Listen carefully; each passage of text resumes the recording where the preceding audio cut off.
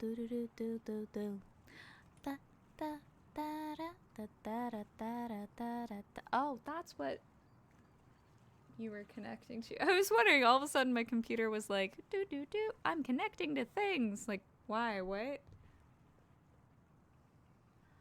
Snap! Oh, my iPad is charging. Oh, I could have played a different game. I was playing this one because I was having trouble finding a game that would let me window things. But and my iPad was dead to do the extend so I could like read my chat. But it's charging. Whatever. It can hang out. It can charge. I hope everyone's having a good day. I just did like 4 auditions. Oh, SiriBot will now notify you when it's joined your chat. To turn off these future notifications, type in ! online note if off. This intro message will only display once. Oh, okay. No, I'm good with you saying that you're here, SiriBot. I appreciate you.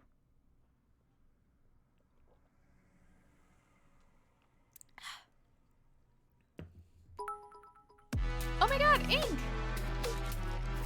Oh, thank you. I literally thought of you today because guess what came in the mail today? Were all the eyeshadow palettes that I bought on your recommendation. My lighting's like not great with this setup, so I don't know how well you can see it. But I did orange. I think was one of the colors you recommended, so I did some subtle orange.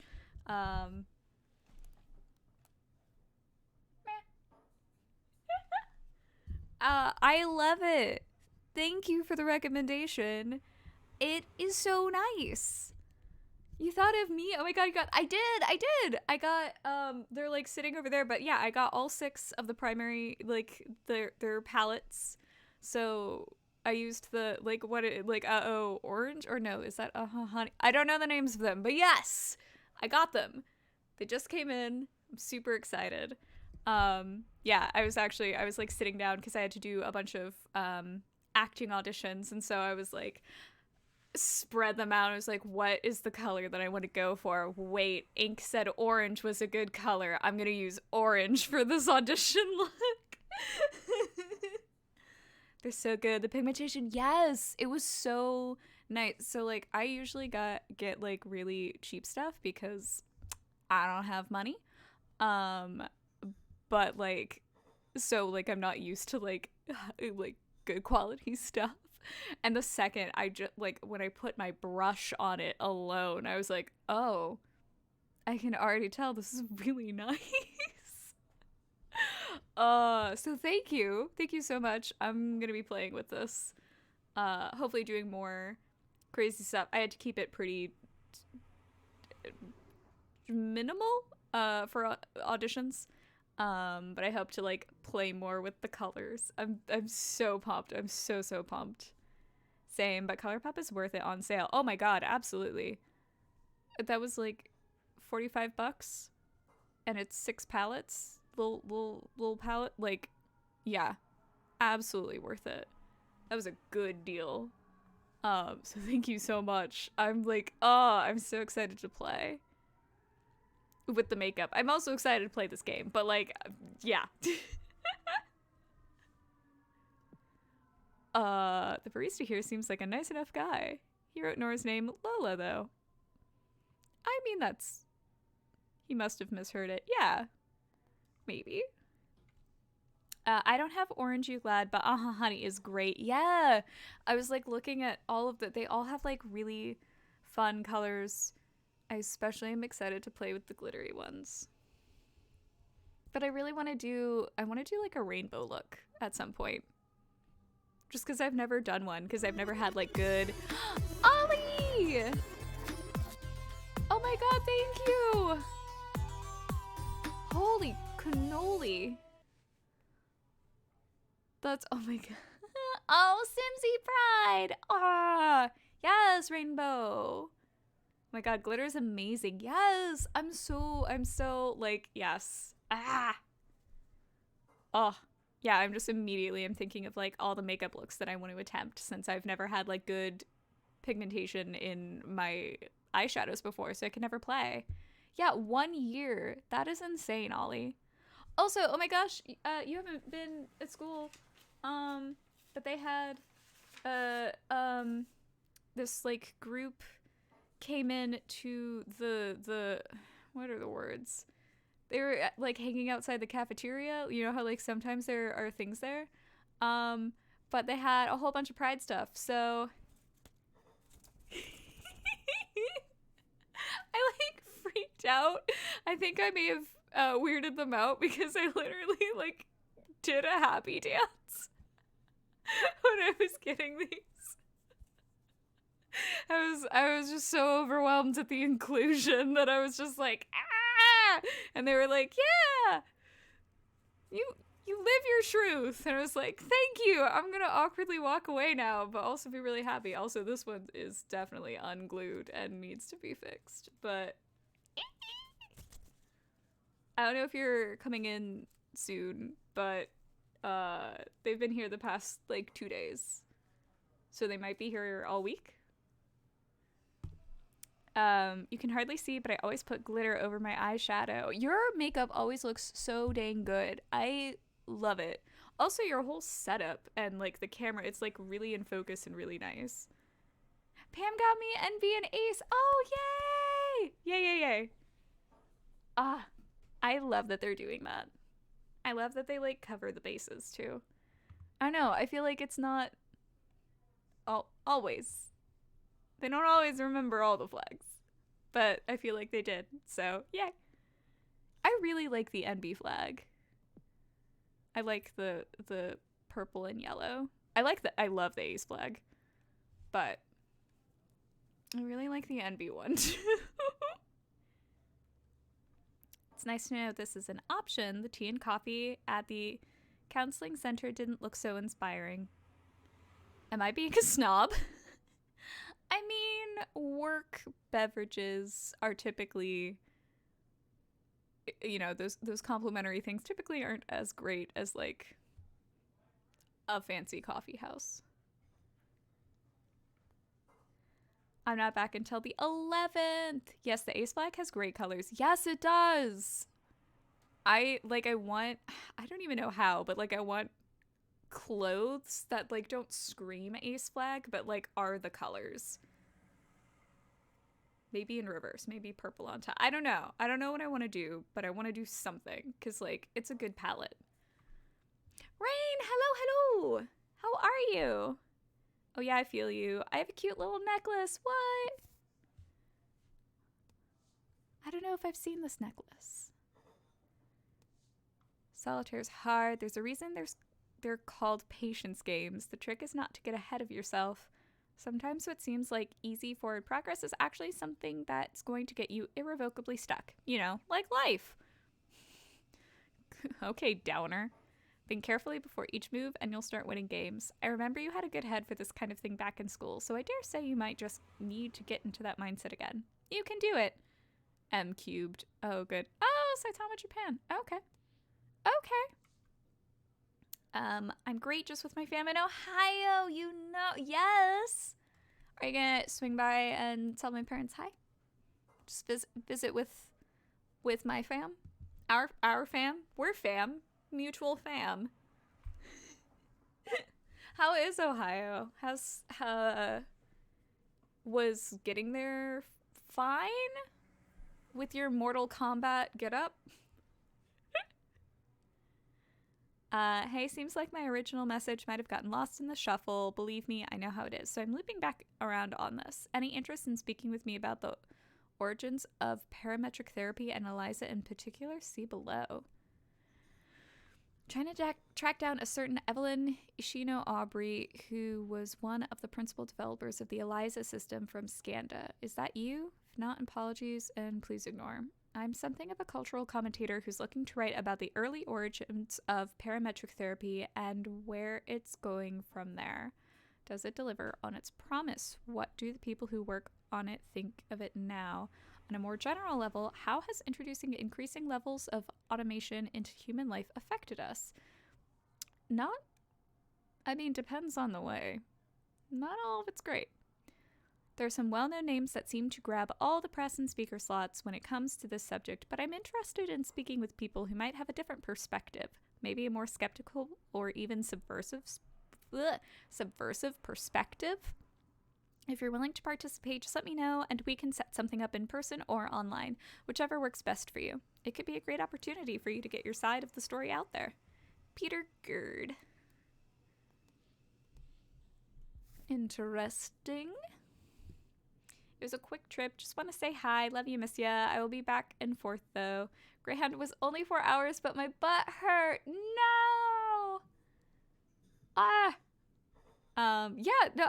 appreciate you coming through and saying hi, but I imagine that you're with family. I appreciate it. Also, hi to everyone. I've done 8-hour Greyhound. I feel you. Yeah, I've done a 14-hour Greyhound. But I think my longest bus trip, but it was a coach bus, I think it was 16 hours. We went from my college in Athens, Ohio University, go Bobcats, to New Orleans by bus. Coach bus. Nice bus. Long. And I've regularly been in car rides from like north central Ohio to Florida. This felt longer. Even though it was a coach bus, still felt longer. Oof. Yeah, I ended up crawling under the seats and sleeping on the floor for a nap. I couldn't do it. There were so many things that were illegal that happened on that bus. So I know it was dangerous. I didn't care at that point. But, like, I was just done. Komorebi, I wonder what that means. It means sunlight, sparkly, like, coming in through the leaves of trees. I should try to study Japanese again. Hai! Nihongo wa manabitai desu. Nihongo wa kirei desu. Nihongo wa daisuki desu. One more thing that fell away. I feel that deeply. All of the things I love fall away. That's a town in The Sims, Mount Komorebi. I love that. I want to get that expansion so badly to do like Asian things, like the architecture. Is it just general East Asian or is it specifically Japanese? Regardless, it looks gorgeous and I want it. Maybe next month. I've spent a lot of money on games this month. So I like try to portion it out and like limit myself per month. But I made I haven't posted it yet. I recorded it. It'll go up tomorrow, but I played Sims for YouTube of building my awkward layout apartment. My apartment is weird. So I built it in Sims. I definitely got caught up in character creation though, so I'm gonna have to like skip over a lot of that because at first I was like, oh, just be random. I just want to build, and then I couldn't. I had to make it somewhat look like me. It's been 50% off for a little Def Wait for a sale. Oh yeah, for sure. Yeah, I wouldn't buy Sim stuff full price. No offense to Sim stuff, it's just it goes on sale so frequently that it's just, I don't then think it's worth buying it at full price, because if you wait a month, I feel, then it's back on sale. What a day. Been a while since I've done that much in a single day. At least now I can relax. You have a massive apartment. Even if this is a studio, this is nice. Is it even a studio? Hey, Evelyn, it's Ray from the office. Just curious, what kind of cookies do you like? All kinds. What kind are you making? Give them to me.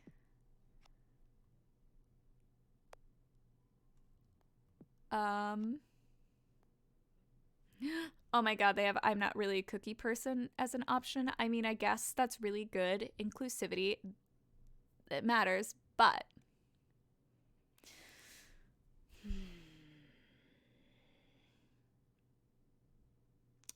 you know, I think of cookies, regular cookies, not brand cookies, because Thin Mints from Girl Scouts, those are good. That's a good cookie. My favorite is Snickerdoodle, which I tried to make the other day and it did not work.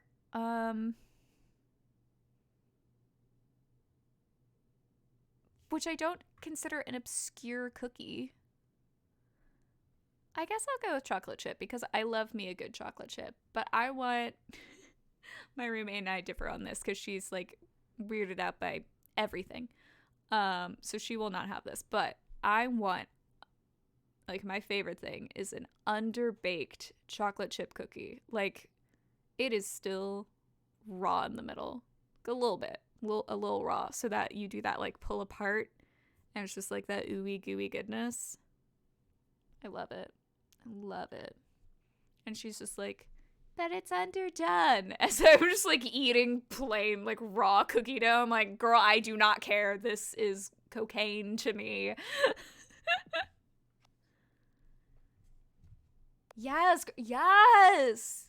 Give me those underdone cookies. I really want some underdone cookies now. Full offense to Sim stuff.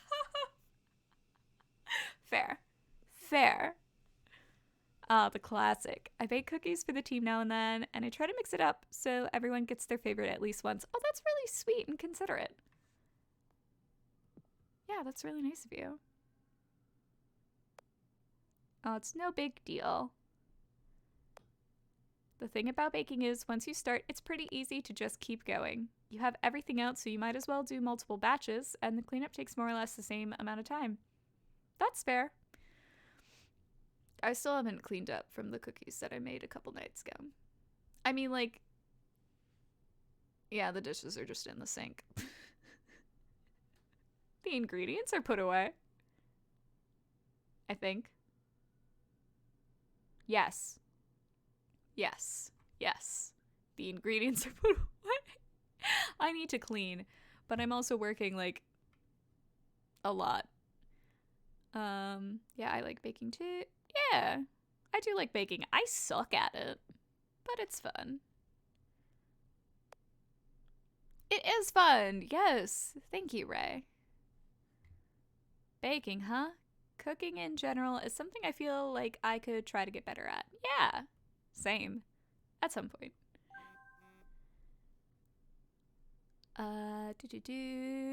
So nice to see you today. Good to see you too.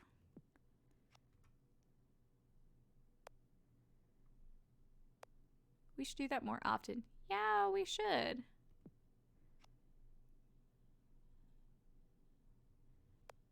I know I said I don't miss working at a big company, but I do miss our old crew sometimes.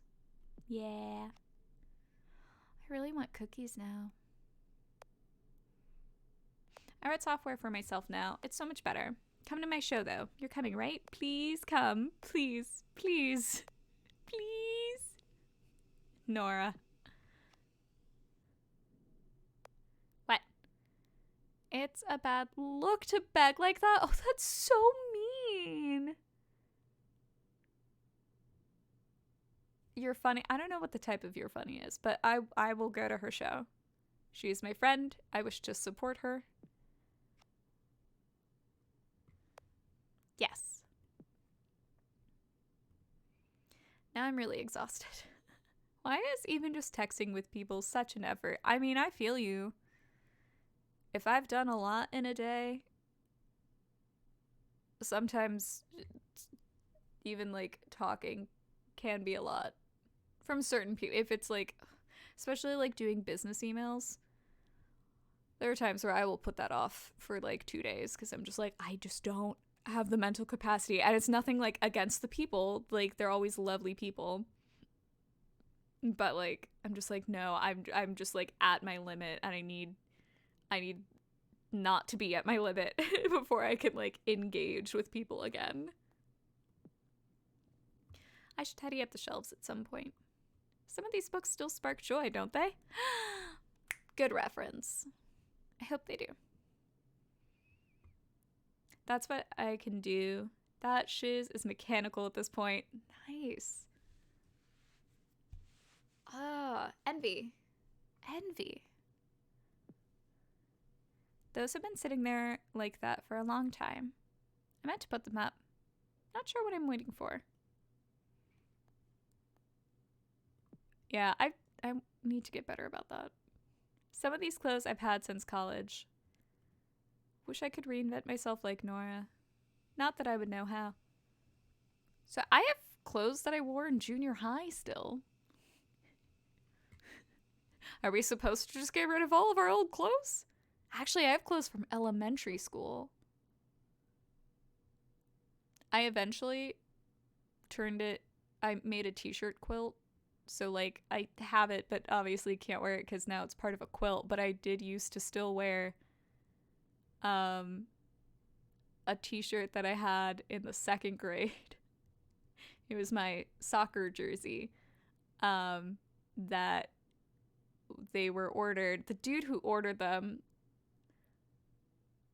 now this guy had a son, and a son who was like pretty big for his age. He was like a big kid. So he would order all of the local sports team things based on his son. So then you had me, who was a very small child, a very, very wee person. Like, my mom wasn't sure I would make 5 feet. I was teeny. So I got my shirt, and we would wear our shirts tucked into our shorts. My shirt would come out past my shorts because it was so long. So that was my 2nd grade jersey, and as a fully grown adult, I could still wear that shirt. Like, that's how big it was. It was, he should not have been in charge of ordering the jerseys. I don't really feel like doing anything. What happened? I used to have so much energy. Oh, I'd stay up until 2 or 3 in the morning writing code. Then I'd be up again at 8, ready to pick up right where I left off. I'm not sure who that person was. Younger. That person was younger. At least that's how I feel. I'll just get to bed now.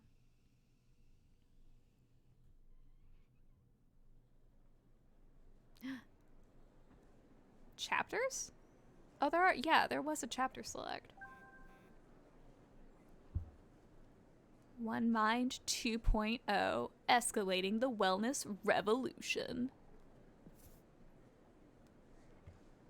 Bookstore.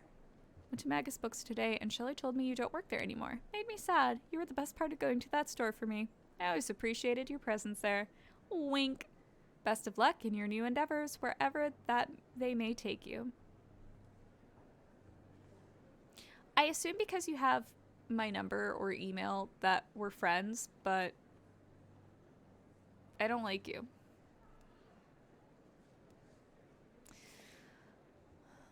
Are you still mad at me? Nevertheless, I hope you're doing well, Mom. Parents are scanned to detect and address mental health issues in students. Is this... Is my mom... What?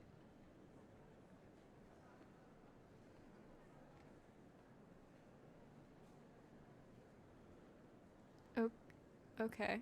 So an story about...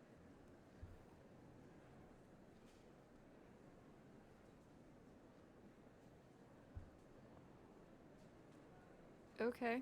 I don't know why she sent it, but okay. No wonder Nora didn't want to come here. I'm not sure I could take something like this seriously myself. I mean, just the name One Mind 2.0. That's a bad name. It's a really bad name. I like the color block, the triangle things, though. Those are cool. Maybe that's why Soren is successful and I'm not. Am I late? Looks like the talk is already happening. Oh, that's right. I'm going to a thing. Ugh, this place is packed. I'll just stand at the back. This is literally my freshman orientation at college. Like, this is how, like, the angle and how far up I was in the auditorium. Oh my god. Okay, sorry. Apparently this is gonna be casual story time stream. My freshman orientation, there were a bunch of different speakers, like different deans of different colleges, and no one cared, and it was really boring, as you would expect. But there was this one old lady, like tiny old lady, like almost cliche grandma. And the energetic type of cliche grandma, of like the very chipper. This sweet lady had no idea what she was saying. Because she was talking about like life and the different approaches that you could take to it on your journey. Trying to be like philosophical, inspirational, a logical like story for, or like speech for freshmen. And then she was describing life like a roller coaster and the different types of people who ride the roller coaster. And I don't remember how she transitioned to it, but she was saying how the people who enjoy it most or take it to like the fullest advantage or whatever are the screamers, which everyone, and like the way that she phrased it, everyone was like, oh, this is sounding like a sex joke now.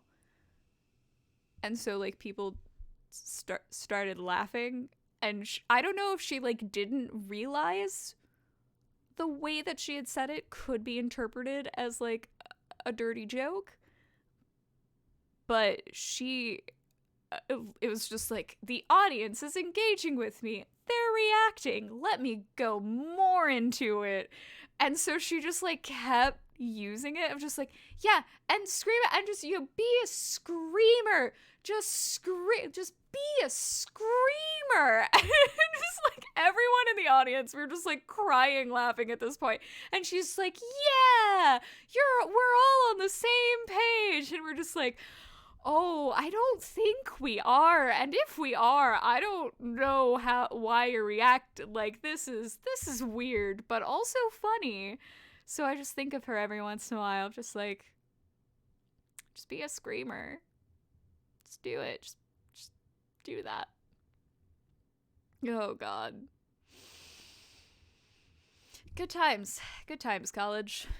So, to get back to my original point, I wish that lady well, wherever she is. The state of the art is AI-driven counseling, typified by apps like Eliza. Let's talk about the model here for a second. He looks a little haggard. I wonder if he's okay. It all begins with data.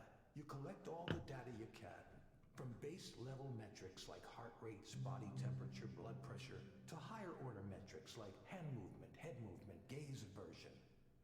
If the client lets you, you'll want to pull from their digital life too, their message histories and email, their search histories, and online behavior. I don't think I would want a therapist to have my internet search history. I mean, I'm also a writer, so it's normal for me to look up murder stuff or weird things. It's normal. It's research. Don't judge me.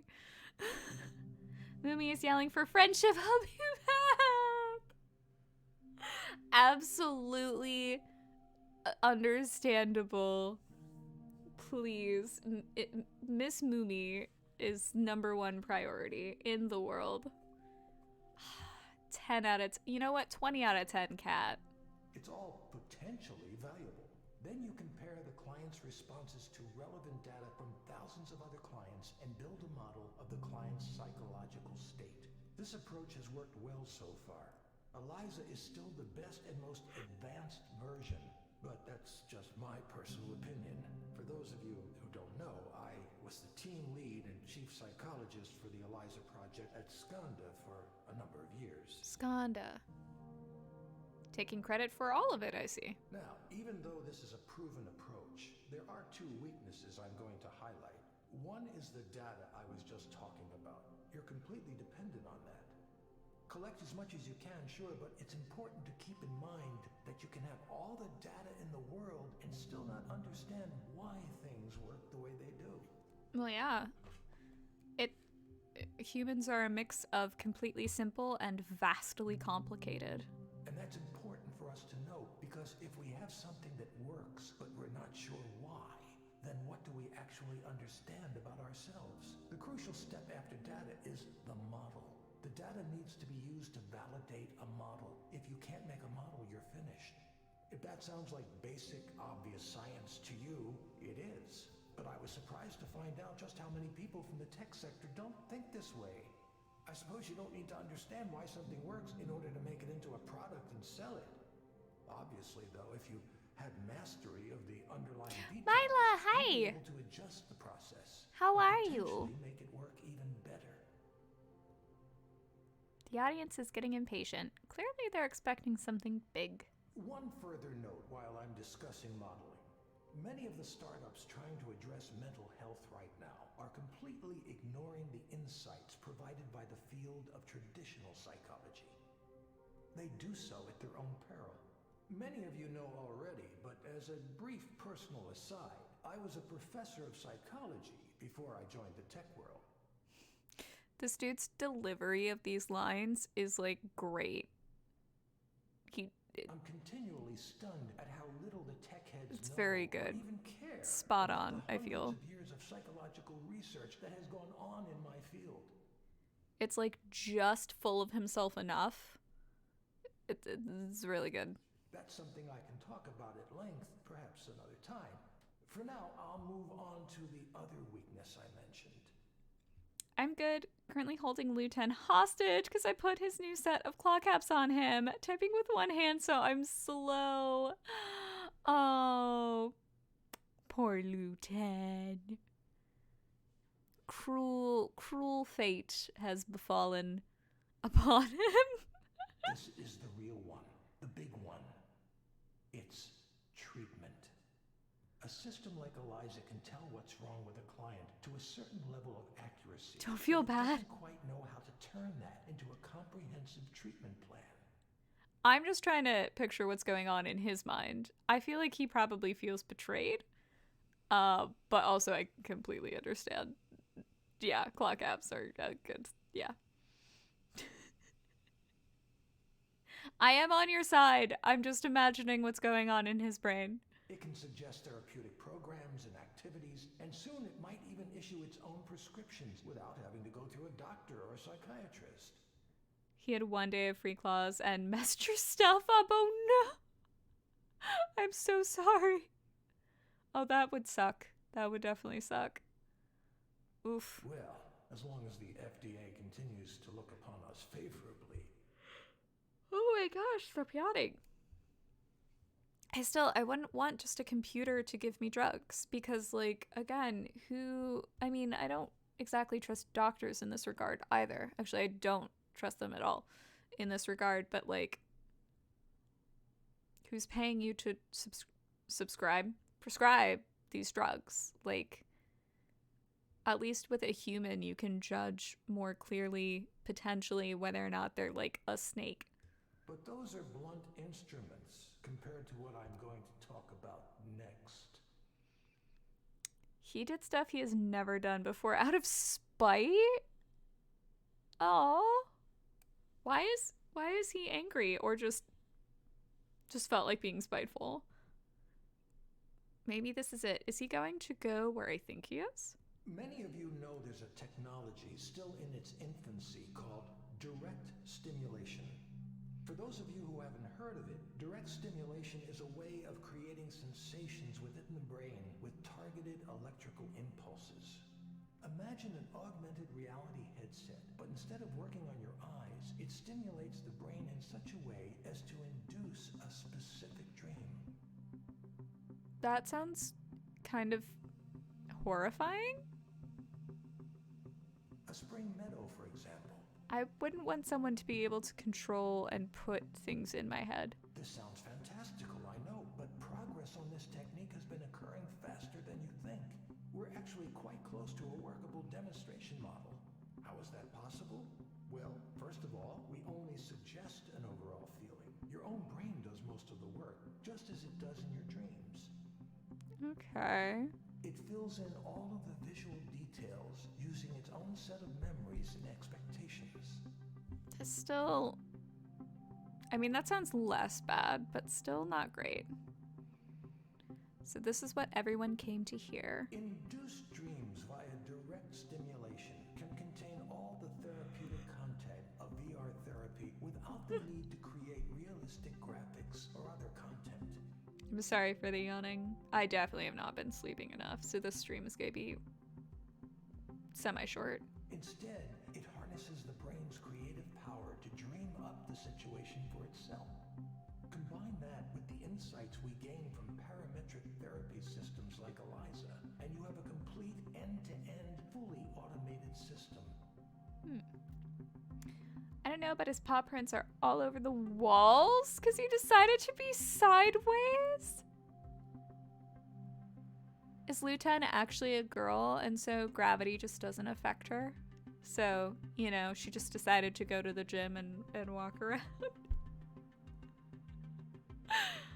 Oh, that reminds me of like times where we would have our cars parked and sometimes we would just see we would like get in the car and then just like look through the windshields and we would just see like little paw prints down the windshield, and it was always really cute. Also, it's snow, and like if it would snow, you just see like the little line of paw prints. I love little kitty paws. They're so cute. They're so cute. I checked. He is in fact male. Okay. Okay. I mean, I don't know then. It should be clear now that this heralds a revolution in how we treat, how we think about mental health. And with mental health challenges on the rise across the globe, it couldn't come at a more crucial time. Witchcraft. Yes. Going to tell the church is my guess. So, I don't remember what triggered it, but I was thinking recently. I don't know if it was, I don't think we've sent each other TikToks that were like witchy, or maybe I definitely get a little bit of like witch talk. But I was thinking of how you have a lock of my hair, and there was just like at one point I was like, I wonder if she'd do anything weird with it. That's why today, right here, I'm announcing Eponia, a new company to make Epona? induced dreaming a reality and end human suffering as we know it. Epona. I should note that I remain on good terms with Skanda. In fact, they're a minority investor in this new venture. But still, I'm very much going my own way on this. It's still in the envelope on the desk.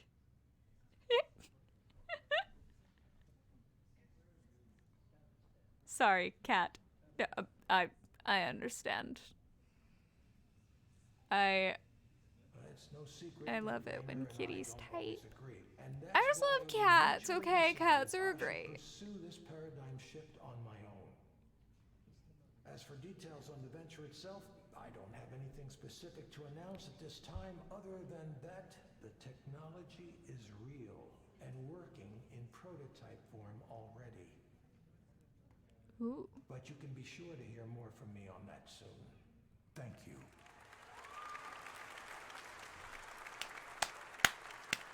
Go Epona! 10 out of 10 horse. As Soren finishes up, people hold up their phones to take photos and video. Now? Not like during? So it was more like a press conference than a talk. Now, I can take a very limited number Oh, of okay. I thought it was like he was leaving the stage and that's when everyone was like, whoa! The Crowd starts to surge towards him. He's going to be mobbed. My plan to find him after the talk isn't going to work. I need to get out of here. I don't know what I was thinking coming to this. Whatever my element is, this is not it. I should just get out of here before anybody recognizes me. Except, as I attempt to do that, I happen to spot another man I know. He emerges from an elevator in the lobby just as I walk by. I keep my head down. Maybe he won't see me. He's gonna see you. Surely he's busy and distracted, right? No. Well, look who's here. It's like I've seen a ghost.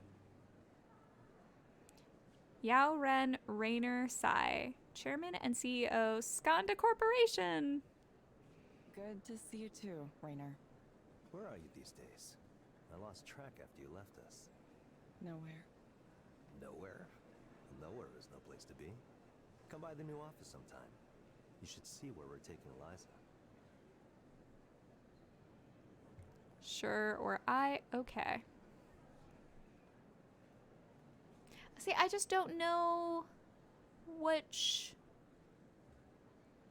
I don't know how she's gonna do this reading. Like, I don't know what's gonna be polite or what's gonna be passive-aggressive.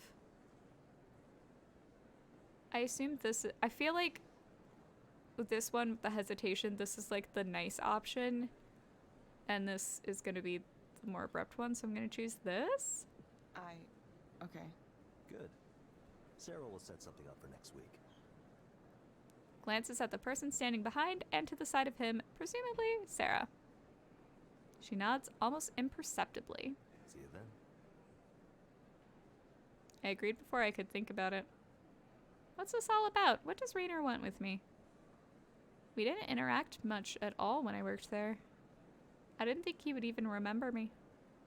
I've hardly done anything, and things feel like a tangled mess already. What did I originally say I was going to do with your hair? I think you and Rain were going to build shrines to me. But you that that's your business. Contractor parking. Vehicle. Okay. So have a pass. Section one more tried. I've continued to receive question about how proxies should interpret and work with Eliza's counseling phases. Here's one more attempt at explaining it. 5-point structure. Introductory, discovery, challenge, intervention, conclusion. That's so freaking close to being a crisis counselor. Wait. I still have my crisis notebook. Training notebook with all of my notes.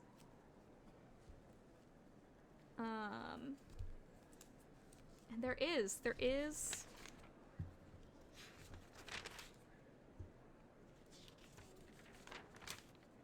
yes.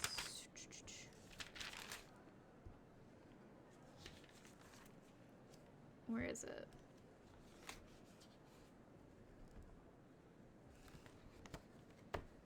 I don't know if I'm allowed to share all of this. I don't know what's confidential and what isn't. Should I share what the 5 stages of a crisis counselor conversation is, or is that bad?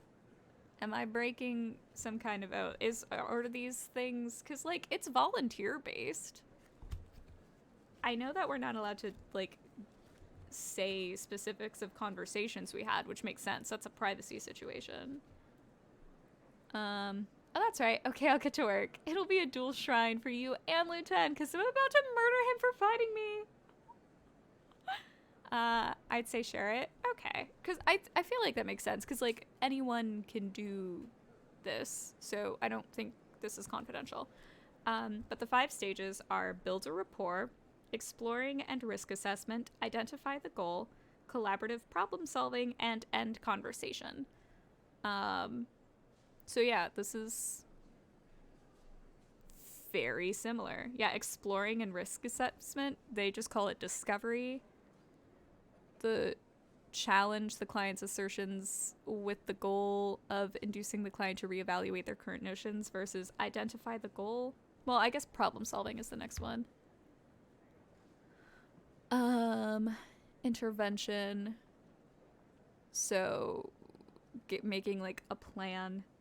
Yeah, collaborative problem solving, planning, intervention, and conclusion. Yeah, this is so. They must have.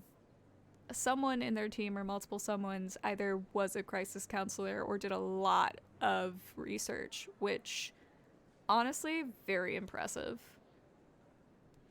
This is so similar. Huge props. A lot of tech companies have become interested in mental health lately. It's a fast-growing field now. Or maybe it's just a gold rush. I mean, mental health is definitely a big problem because it's not even that it's not treated or like there aren't treatments. I think it's just like only recently that it's been deemed valid, and it's not even seen as valid by everyone. Conferences like this always make me nervous. I feel like everyone is looking at me, even though I know they're probably not. I need to get out of here. Well, I will once I click all the things. Soren's talk is being rebroadcast here. Seems like he really made waves. I'm sure that was his intent, so good for him. Time to head back to work. At least I don't have to think to do my job. I mean, I guess. Doo-doo-doo. Oh. Hi. Hello, Gabriel. Hi. Hope you didn't get rained on too much on your way here. A little, but it was fine. I'm used to it. Most people here seem to get used to it, yes. Yeah, they have to, don't they? Not much of a choice, unless you move away. So, what brings you here today? Well, I don't know where to start. I've never really done this kind of thing before, counseling. That's okay. Start wherever you like. Well, I'm about to be a father. Yeah, my wife is due in a few months. Congratulations. That's what everyone says. Congratulations, congratulations. I get this tension, this restless feeling when people say that. It's like a curse or something. Congratulations. Sounds like you might be uncertain about that. Maybe. I've tried to be a good husband, and I'm gonna do my best to be a good father too, but I don't know. There's something bothering me about... I'm balancing a lot of things right now. Work, family, expectations. Everyone has something they want from me. Everyone wants me to do this or that, behave a certain way. It's just annoying being a father. What if I don't want this? Why do you think you might not want this? We all have things we don't talk about. Things we would rather keep secret. Things that might upset our families if they knew about them. Sir. It's unfair. That's all I'm saying. It's unfair that we expect each other to be perfect when there's more going on. I can't stand it when people act like they're pure, like they've never touched a bad thing in their whole lives. And then these people around me think they can tell me how to act, what I'm supposed to do, and I'm like, yo, don't you know you have your own shit to deal with? Why do you have to pick on me all the time? This whole fatherhood thing is just... You know what being a father is to me? It's about providing and protecting, taking responsibility. The world is dangerous, and sometimes the dangers can be hard to see. My duty is to protect. I'm gonna take that seriously. Everything I do, I take it seriously. So, I don't get why people are worried about my ability to do that. What makes you think people are worried about your ability to do that? Because everyone thinks I'm trying to escape my responsibilities. Everyone is so quick to judge. Here's a story, okay? The other day, Selena, that's my wife, Selena and I were at a get-together. Her family, my family, a few families we both know, right? Grilling out on the back deck, that kind of thing. everyone was more or less chill, right? But then late in the afternoon, the baby stuff starts coming up. Once one of them brings up babies, it's just all babies all the time. Babies, babies, babies. And because of my wife, they start saying, oh, giving birth is gonna hurt so bad. It might tear your skin. Just these kind of gross things. Yeah, I don't recommend babies. I mean, this is me personally, but like... So I'm like, hey, quit it with that. I don't want to hear that kind of stuff. We're eating. There's kids around. Come on. And they're like, no, it's natural. It happens. Of course, we got to talk about all this terrible shit. How are you going to have another kid if you can't even handle the first one? And I just say, excuse me? A second kid? Who even said we were going to have two? I didn't even want the one. Maybe that was a mistake, but I mean, I was angry. It made me angry. It just got under my skin so bad, like I need to give my whole self over to this baby. What about me? What about my time? It's a really important thing for me, my time. Well, I'm just supposed to give that up?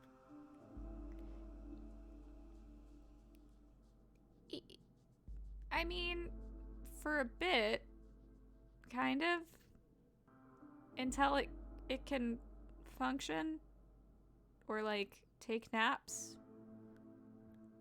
I've already sacrificed a lot more than they can imagine. Babies are gross. Facts. Absolute facts. Yeah. Yeah. I mean, like, it's a thing that will literally die if you don't take care of it.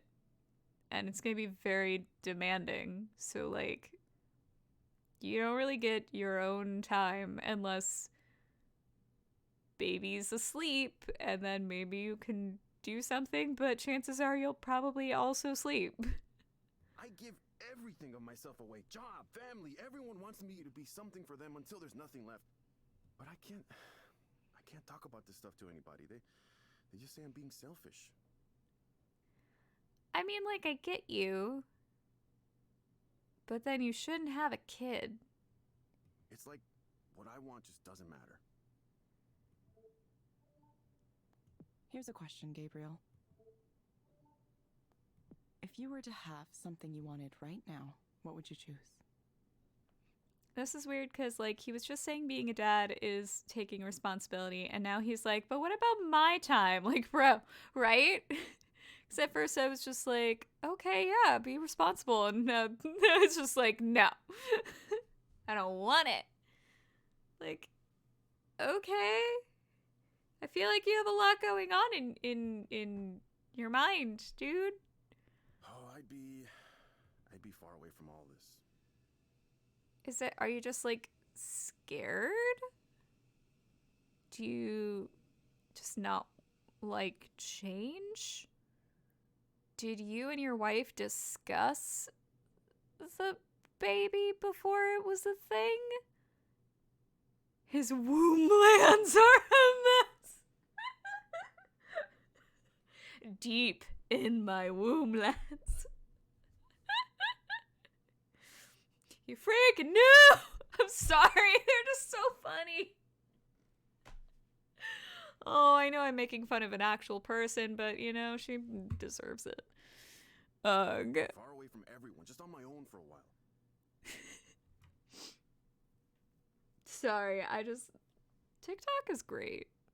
I am really enjoying it.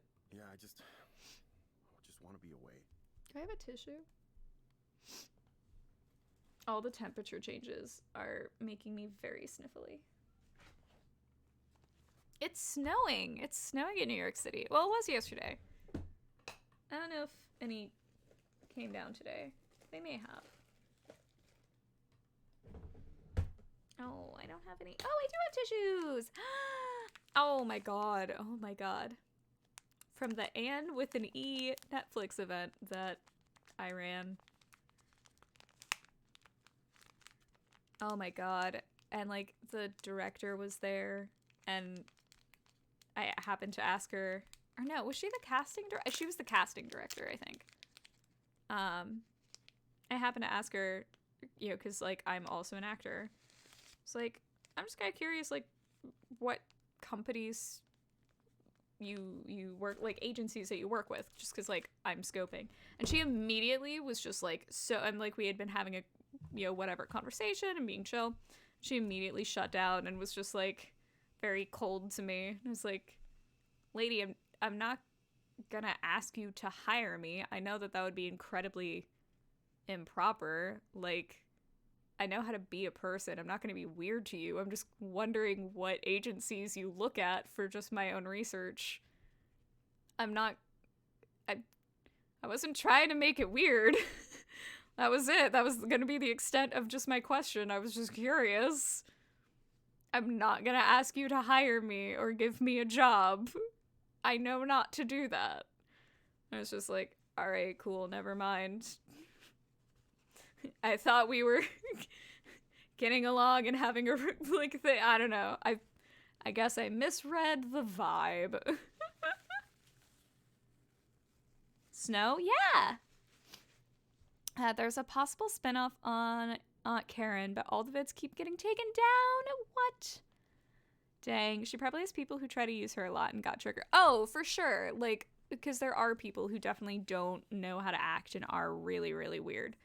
I've experienced it myself, and I am in absolutely no position of power within the industry.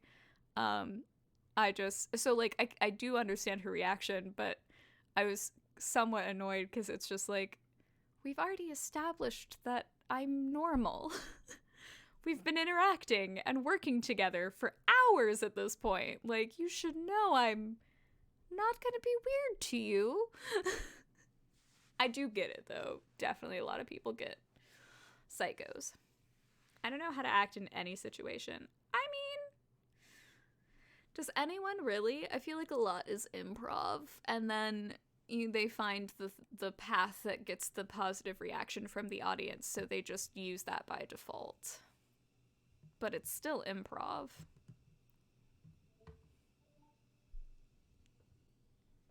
I could be wrong. That's just my interpretation. Nah, I mean in life. Oh, I do too. I also mean in life. I think every interaction with any person and any conversation you have is just kind of improv. I go to the store. I don't know how to act. Is there a proper way to act in a store? I want to go to a grocery store and ride on a cart. I haven't done that in forever, but, like, I want to. Okay, Gabriel. I have some recommendations for you. First, I'm going to suggest you try a therapeutic virtual world experience called Starry Skies. What? It may help you take your mind off things. Try it for about 15 minutes each day, in the morning or evening. Second, I recommend asking your doctor or psychiatrist about Anexafen. Based on my analysis, this medication might help you feel better. You will get a reminder to check in with us in a few weeks. That's it, huh? You can't just tell me what to do to solve this? Some help you turned out to be. We can't tell you what to do. We can make recommendations, but, like, you can't... As a crisis counselor, you can't just tell someone what they need to, like, what to do in a situation, because you don't know all the facts. You don't know them personally. Guess I'll have to figure things out for myself. Yes, that's the point. They're there to assist you in helping, like, guide you for you to solve your own problems. Exactly like before. Thank you, Gabriel. We hope to see you back soon. Thank you for speaking with Eliza, your personal counseling partner. Goodbye. Riding carts is a must. If I don't ride the cart at the store, assume something has switched bodies with me. Yes! And you should do that all the time. Heck yeah. 2-star rating, but a $5 tip. Alright. Tell him to chill the F out and stop being a prick. I mean, yeah. Just figure out what it is you actually want. Figure out what's scaring you about the situation, and maybe have a conversation with your wife? That wasn't a very good rating. He was so closed off. Thanks for coming to my talk. How did you know I was at your talk?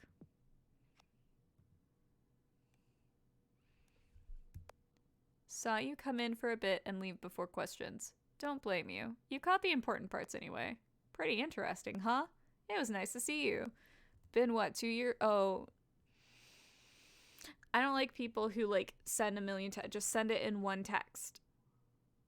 Because if you do a million texts, it makes it really annoying for me, because I'll, like, if I'm having an active conversation with a person, I'll, like, start typing a reply and then more messages are coming in, so I'm just, like, continuously adjusting my reply, and it will get to the point that I will just put my phone down and not respond for a while, because I'm just like, I will respond once all of your texts are done. Whether that be 20 minutes later or a day. That's how I text. Dang, but multiple texts gives more flavor. I hate it. But I also hate my phone making notification stuff. So I will put it down. I will put it down. And I'll come back to it. But if it was you, because it's friendship, I would not put it down for a day. I would put it down for like 5 minutes. And then when my phone stopped buzzing for a minute, then that's when I would pick it back up. So you're just anti-Mila Hunt? No, I was just saying. I was saying literally the opposite. Oh, that's right. We're not friends. No, wait. Wasn't there a thing where I decide who's my friend, and so I said that you are, and you get no say in the matter? I feel like that came up in a game, and so that was a thing. I think I could be misremembering, but Rain was there. But Rain's lurking, so he can't help. But I'm pretty sure there was a thing where I have the power to decide. I don't know. Check the tapes. Rewind it back. All of my streams end up on my YouTube. It's out there. 3 years or longer. I'm just gonna go with the vague longer, because I feel like the 3 years is too much like, it's been exactly 3 years, 2 months, 14 days, 7 hours, 3 minutes, and 27 seconds. I'm just gonna say longer. How do you think I did? Haven't done a talk in a while. What you're doing is intriguing. You're trying something wild. I mean, it is intriguing, but, like, I'm gonna go with this. Yeah. Want to get dinner tonight? There's more to talk about. Details I couldn't share in public.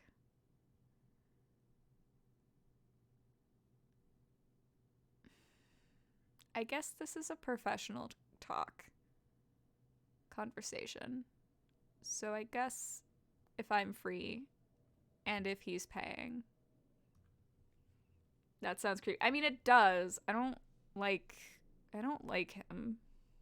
And I remember my friend Nora was saying that he is, like, gross. But, like, I do want to know more about his weird thing. Oh, during that weird animal game. Yes. Yes. Yes. Yes. It does sound... I mean, but, like... I'm curious. I'm gonna go. But I'm also stupid and white, so what do you expect? This is strictly professional, so no need to worry. See you soon. I don't know if I'm comforted by him acknowledging my potential interpretation. Or if that's one of those, I'm nice. I'm a nice guy. You should accept me because I'm nice. It's like, if you need to say it, you're not nice. I wonder if that painting is supposed to symbolize something. Technology and feelings combining together? No, I'm overanalyzing it.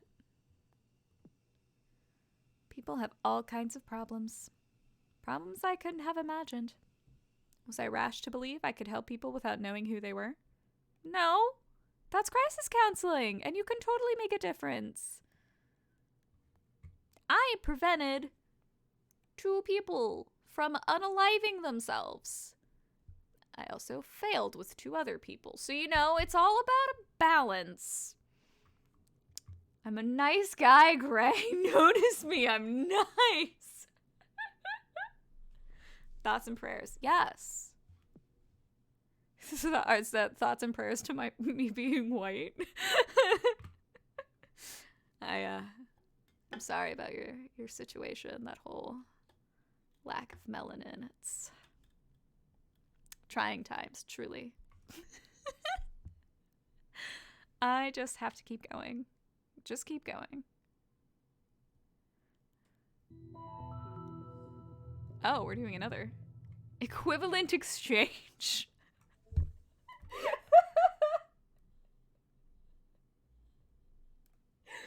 I mean, you're not wrong. Oh, Maya's back. Oh, it's fine. Hello, Maya. Welcome back. Hi. It's nice to see you again. Sure, yeah. Nice to see you too, pal. Is that a weird thing to say? How did I become close friends with a robot? Are we all robots now? Beep boop, nice to see you. I mean, I guess it wouldn't be the weirdest thing in my life. Shall we begin? Yeah, sorry. Let us begin. Maybe try talking to Ariana Grande. She could teach you how to change that problem.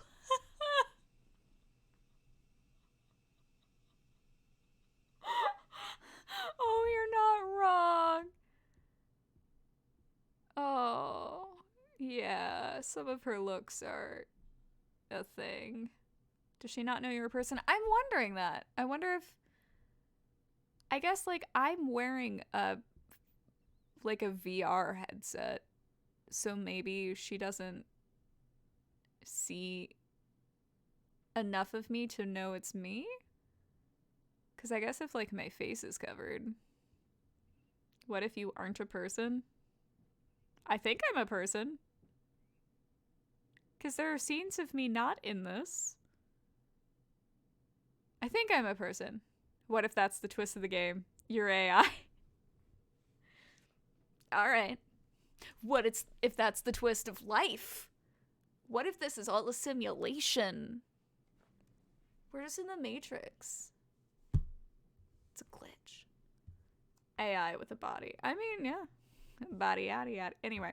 So, I went to the fancy party, the one I was really nervous I about, shouldn't and, stream when I'm exhausted. I shouldn't. I just get really stupid.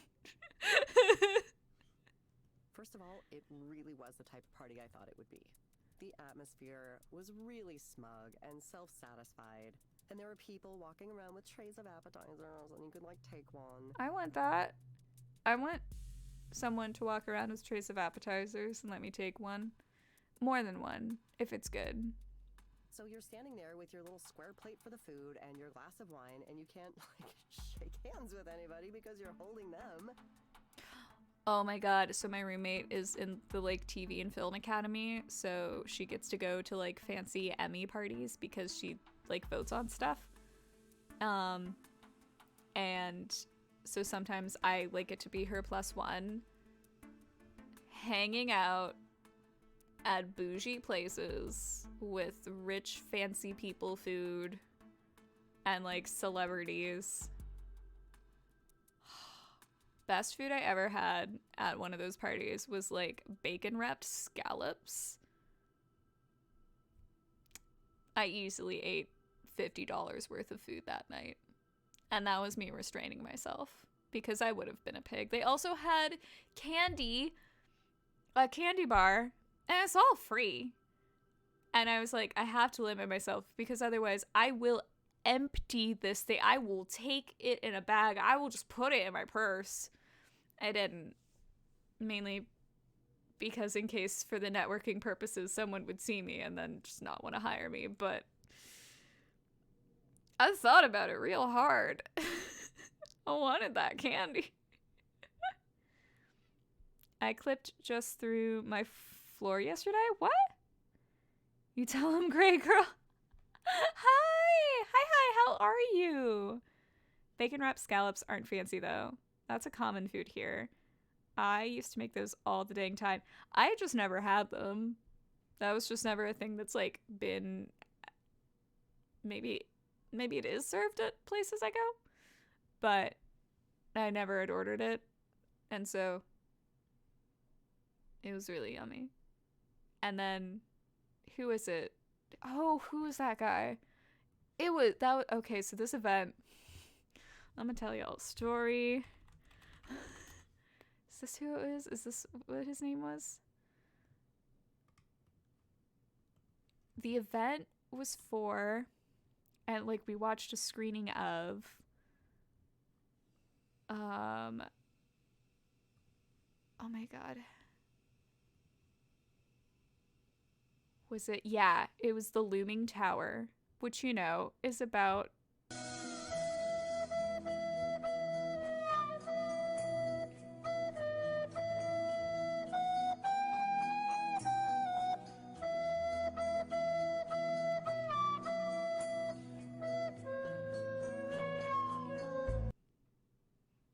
Yes. So 9/11. I didn't know how to transition back.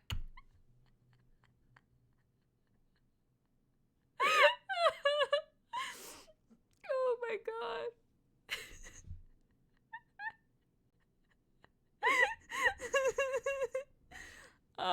It sounds fancy though. It was. Right in the beginning, you were like, the heck is that? I was so thrown off for a second. So this fancy Emmy party was for The Looming Tower, which is a show about 9/11. There was no good way to transition. Again, I shouldn't stream when I'm tired. But here we are.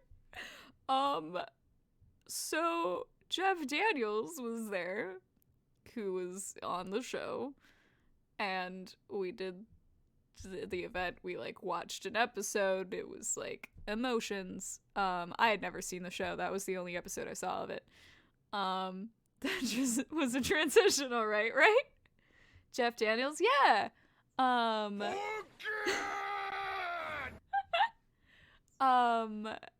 He was, yeah, so he was there, and he, like, got up and was speaking about the show and stuff, and then we went to, like, when that part of the event was done, we went to, like, the fancy food hangout lounge network portion, where I was, you know, proceeding to stuff my face, and Jeff Daniels,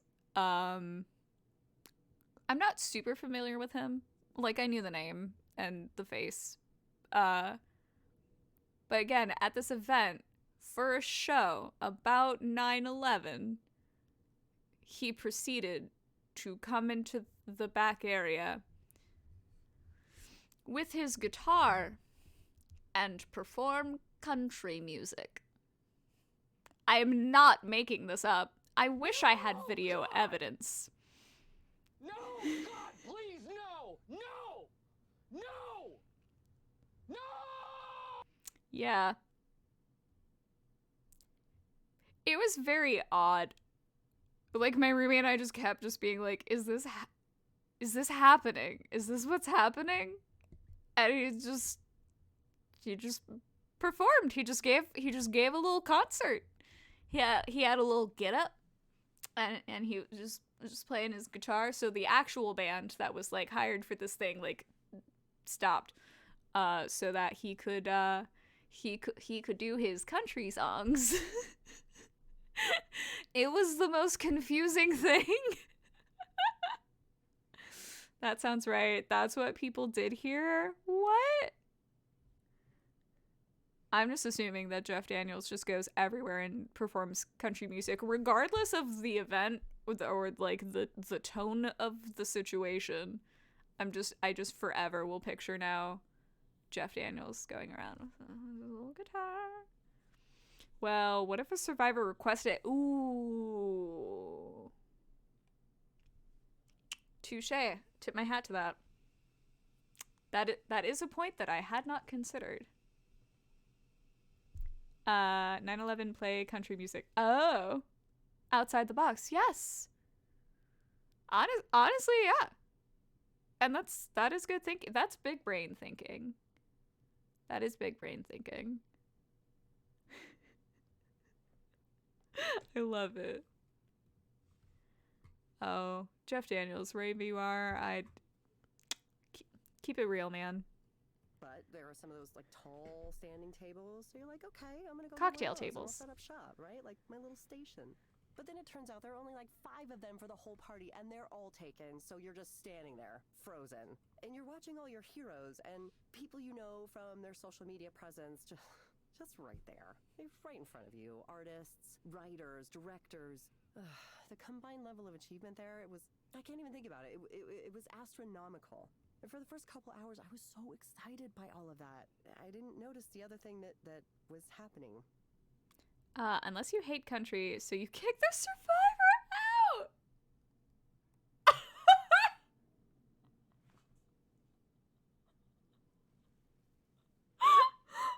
Oh. That'd be really, really evil. But if someone made a comedy sketch of it, I would probably laugh. I've never said I'm a good person. You would do well. Fair. I do not like country music, so I skip all the country songs at work.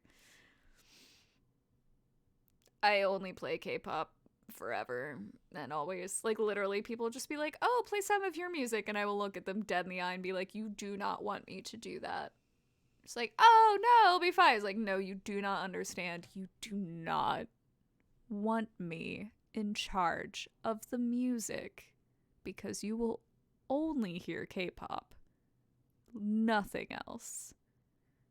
Actually, that's not quite true because I found the song Ono by Ado. And I'm obsessed with that song. It's really good.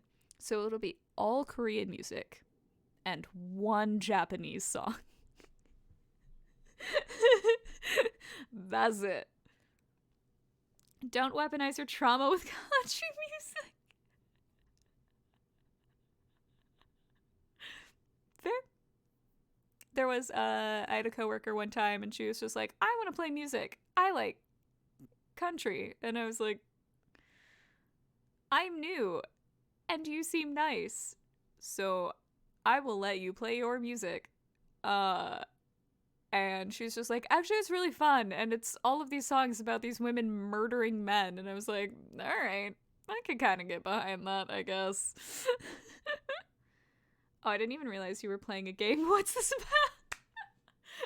I'm like, maybe playing is a strong. I'm like casually clicking through it, and then I'm getting very distracted with tangents in my mind, and so it's a lot of talking. This is a game where I am essentially playing a crisis counselor. So it's like there's this tech company that offers like therapy to people. So I'm like a person who I sit in a chair and I have like this headset on, and the robot is telling me what to say to people. I am waiting. I feel like this game is gonna get dark, because the idea of robots not just like being the ones who are giving therapy to humans, but also I then like am prescribing the medication feels, I feel like it's gonna get dark. I don't know. But I actually ran the launch event for this game like 4 years ago. So they gave me this game free, and I just haven't. This is the first time I've been playing it. But I'm really, really liking it. It's incredibly well written and well done. But I don't know where it's gonna go. But I feel like it's gonna get dark. Hello! Hi! I want to join your company. Oh, you are always welcome to. Hello, how are you? Can this robot tell if they're lying? I think so, because it's like monitoring heart rate, respiration, vocal distress. Like it's monitoring all these things about them. So I feel like it can tell if like the person is lying. So you launched it and you don't even know what happens. Well, I'm like a new hire into the company, but I think I have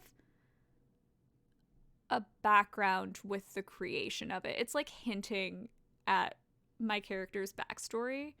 Like I'm a programmer and I used to work with the person who like helped, like I know the people who built this program, so I feel like I am involved somehow, but it hasn't like said exactly what my history is. So I don't know yet. Aw, thanks. I'm good. I'm moving this morning, so I'm up in this year of night. Aw. You're moving? Wait, like you're moving houses? That's always so much work. I hate moving. It's so much work. But unpacking and reorganizing, that's really fun. So I hope that goes well. How are you? I'm doing well. Very busy with work. Lots of work. But which is why I'm not getting to stream as much as I would like to. But it's all going well, and it's like it's good work. It's good money. I'm moving to another city. Ooh, very nice. What kind of, I don't know if I would know the city, but like, is it more rural, like more countryside, or more busy than where you currently, or where you're moving from? What's the difference? I don't know how to frame my question. I'm tired, so my brain is not working well, so I do apologize.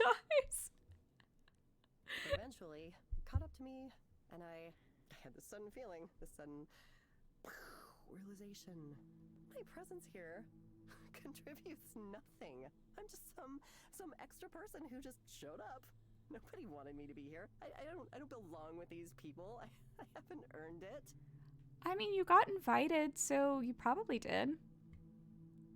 Oh, you're moving to the capital for work. Oh, okay. I think that answer was what you're wanting. Yes. Yes, that does answer my question. Thank you. Oh, that's fun, though. And that's exciting. So I cried in the bathroom for a little bit, or maybe a lot. It's fine. I'm fine. Sorry. Are you... I want to give you a hug. I know I can't, but, like, I want to. How do you know it's true that nobody wanted you there? Because of the way people acted around me. Nobody knew who I was or even wanted to ask. I would introduce myself and it's like, you could just see it in their eyes. I mean, in the world of illustration and comics, people tend to be hyper aware of each other and their careers. It's this kind of weird, open secret. Oh, hey, this person who's already popular got 1 million views, got a book deal, pitched an original series. Without anything like that, I have no ground to stand on. I'm just this non-entity. At one point, I was talking to someone and I was trying to make a joke or whatever, and I could feel the impatience just radiating off him. Aww. He sighed, like he couldn't believe he was wasting his time talking to me. I was just over to him. Why can't I hold a conversation? I guess if I was marginally attractive, then at least I could be charming, but I'm not. I'm not even that. Aww. Why am I in that game and why are they writing my life? See, that's the thing about this game. It is really well written and like well acted. Like these people feel like real people. Like it's very good. I'm very impressed with the quality of this game. Is being charming your goal with this? No, of course not. They're just There has to be a way I can deal with with these feelings. It's hard. It's really hard when nobody gives a shit about my work. Or me. I don't even know why I went. I just want to stay home for the rest of my life.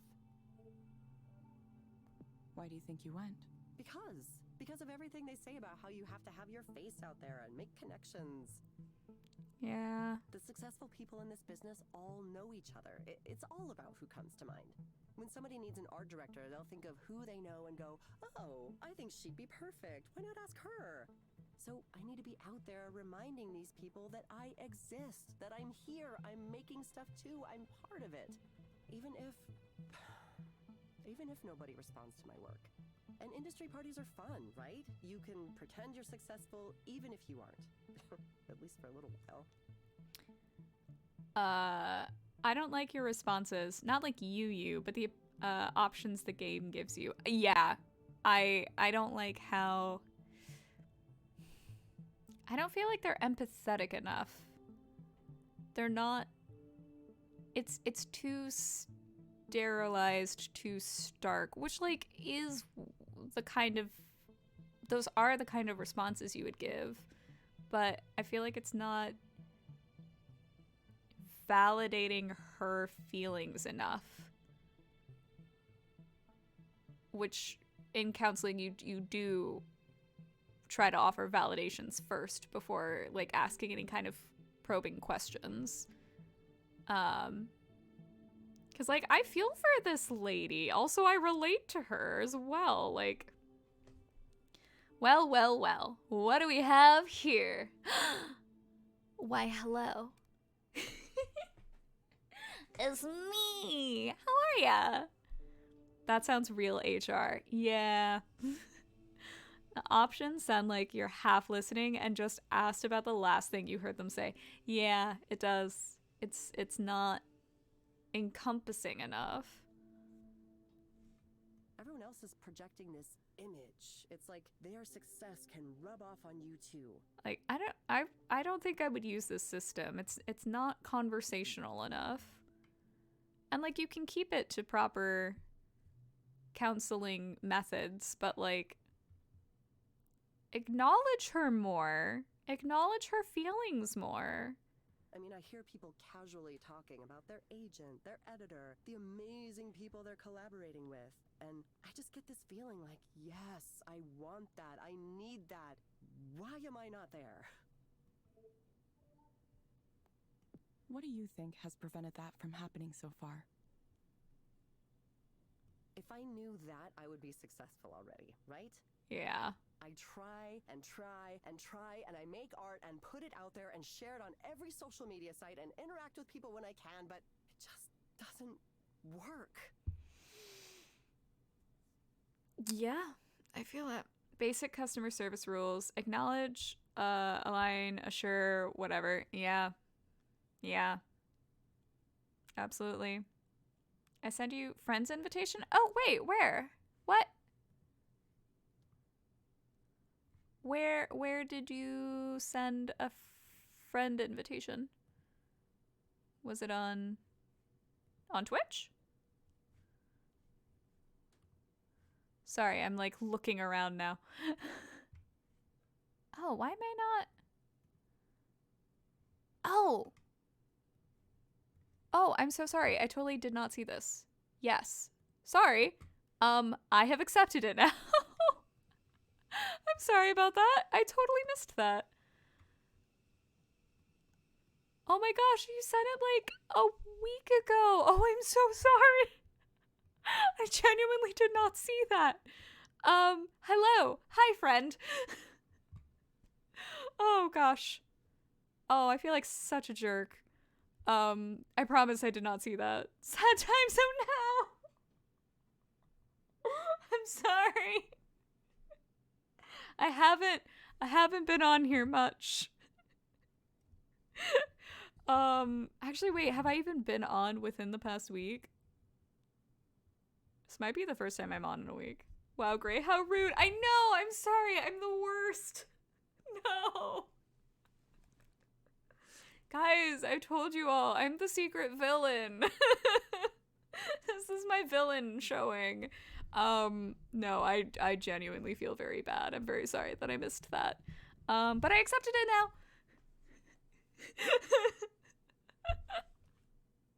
Nobody cares. Nobody cares about the art I do. Every once in a while, another artist will say something nice, and sure, I appreciate that, but it never results in anything. My work goes out there, and it dies. Regular people don't boost it or talk about it. It's like at some point the universe decided that I don't get to have that. Don't feel bad. I know you've been busy. Oh, thank you.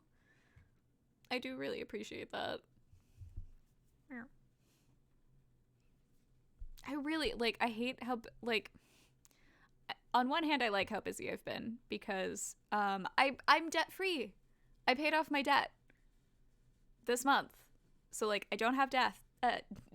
God. I don't have debt. And I can start saving up for my trip to Asia, which I'm, like, super excited about. And, like, the work I do, I like it. Like, I don't know, like, it beats other things, for sure. And, like, it's relevant to my career, and, like, the people that I work with are really awesome and really nice. So it's, like, it's good. It's just, like, so much that I don't get to do this as much, which I really want to do more of this. It should calm down, though. I think it's only supposed to be busy for the next month, maybe 2 months. Probably just the next month. And I think after that, it should be calm, because this is, like, the busy season. And I'm booked and working weekends. I'm going to be doing, working on a film. I'm going to be a script supervisor and assistant director for a movie. So I'm doing all of my usual stuff, and I'm going to be starting that for the next 2 months. Which is great. I am really excited. It's just, I miss you all. I want to do this more. Woohoo, yes. For now. Yeah, oh, that trip to Asia is going to put me right back into debt. But it'll be worth it. It will be worth it. And at least I can, like, save up, so it won't hurt as badly. Nice work. Thank you. Asia got specific places planned? Yes. I plan to spend about 3 weeks in Japan and 1 week in Korea. I should specify South Korea, because I was telling this to a woman at a gig that I was working, and I was just like, yeah, I'm gonna go to Japan and Korea, and she very hesitantly asked me, like, the good Korea? Like, yes, the good Korea. What? Where do you think I'm going? She's like, yeah, I'm gonna go to Japan, and then, you know, I'm gonna hang out in Pyongyang. Like, girl, no. I'm gonna go to South Korea, the good Korea. And I don't know if I'll be able to fit in. Since it's such a long trip, I would love to do, like, 24-hour layovers in other countries along the way. And do, like, an open jaw travel plan. That just depends on what ticket I can get. Because I know that travel restrictions plan on being lifted by the time I go, because I'm looking to go in, like, November. But we will see if all of the restrictions are lifted and I can go and it's fine. I was planning on going last year and obviously couldn't because travel restrictions. So we'll see. Hopefully I'll be going this year. But no guarantee. But yeah, I'm, like, super jazzed. Hollywood or indie? Indie. Alas. Someday. Well, actually, I mean, the director, I love him. I've done several films with him. He has a really good career. He is an actor, and he's done some, like, big things. He was in Good Morning Vietnam, which was really cool. Yeah, so he's great. But yeah, like what the films that he does are technically they're indie. But he gets names sometimes. He was working with Glenn Turman, so we did like a film about him, and then he like produced then another film that I worked on with the same director, Junie Smith, and a bunch of other people. So like names filter in, but the projects are still indie. But yeah, they're good. They're fun. North Korea, best Korea. Yes. Mm-hmm. I 100%. Yep. Yep. Is it unfair? Or maybe I just fucking suck. No, you don't. I don't even know what your art is, but you seem like a really nice and genuine person, and you shouldn't talk down about yourself like this. Maybe I'm a shit tier artist and I'm a failure of a person and everyone knows it. No. Everyone except me. Sorry. I know that's going too far. Even though I really feel that way. Okay, Maya, I'm going to suggest you try a program called Meadowlands. See, you're not acknowledging her feelings. You're not validating her. You should. That's so sad. It is. I just want to give this woman a hug. It may help you take your mind off things. You can find it inside the Skanda Wellness app on your phone. Try it for about 15 minutes each day, in the morning or evening. Sounds kind of boring. Why can't you assign me a game where my problems are zombies and I get to shotgun them in the face? That sounds like some perfect therapy. I've definitely done that. If I've been like really angry or upset or something, I've absolutely popped in a violent video game and instant therapy. It's great. Yes, I understand you think you suck, and I agree. Here, follow this program and you will feel better. Mm-hmm. Great advice. Beatings will continue until more arises. Yeah, wait, what's that from? What's that from? Is that, I think that's from something, right? That sounds really familiar. Is this good acknowledgement? Yes. Uh-huh. I didn't know you're a therapist. Actually, I guess I could just buy a game like that, couldn't I? You should. It'll help you feel better. Maybe I'll stop at the game store on the way home. Do it.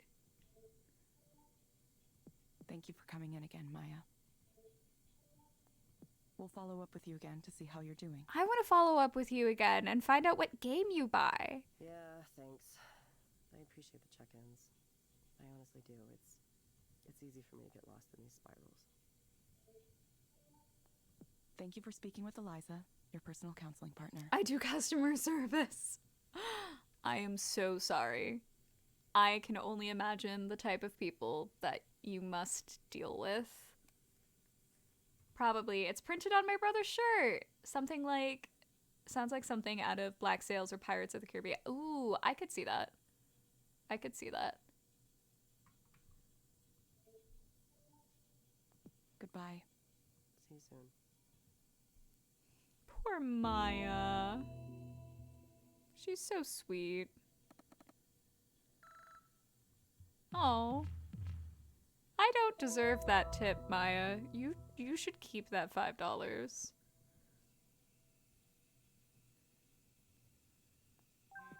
Oh no, I'm sorry, I meant to check my phone. I wonder why the headset shows all these metrics and data. It's not like the proxies can make use of it. Maybe it didn't look enough like advanced technology without all the numbers there. People like that sci-fi look, even when there's no real reason for it. I feel like that might be a slight diss at game design. I like it though. Anyway, should be about time for the next client. I want to check my phone. No, let Let me check my phone. Oh my god, who are you? Hello, Holiday. Holiday. Hello. You found the place okay? Uh-huh. Yes, I did. The 13 goes right up from Belltown. It's $1 with a reduced fare permit. That's good. I'm glad. Can I get a permit like that? So what brings you here today? Oh, nothing in particular. I wanted to see what all this fuss was about. I'm not crazy, no, not even mentally disturbed. Did she record her lines in a slightly echoey place, or is there a voice filter on her? Why is she not retired yet? Oh, this is America. We will work you to death. You see those people yelling on the street late at night? They're the ones who need counseling. They need more than counseling, probably. Me, I'm doing fine. My mind's still sharp. I smoke dope. It helps. Okay, lady. I'd have it more often, but it's all expensive now. Everything's expensive now.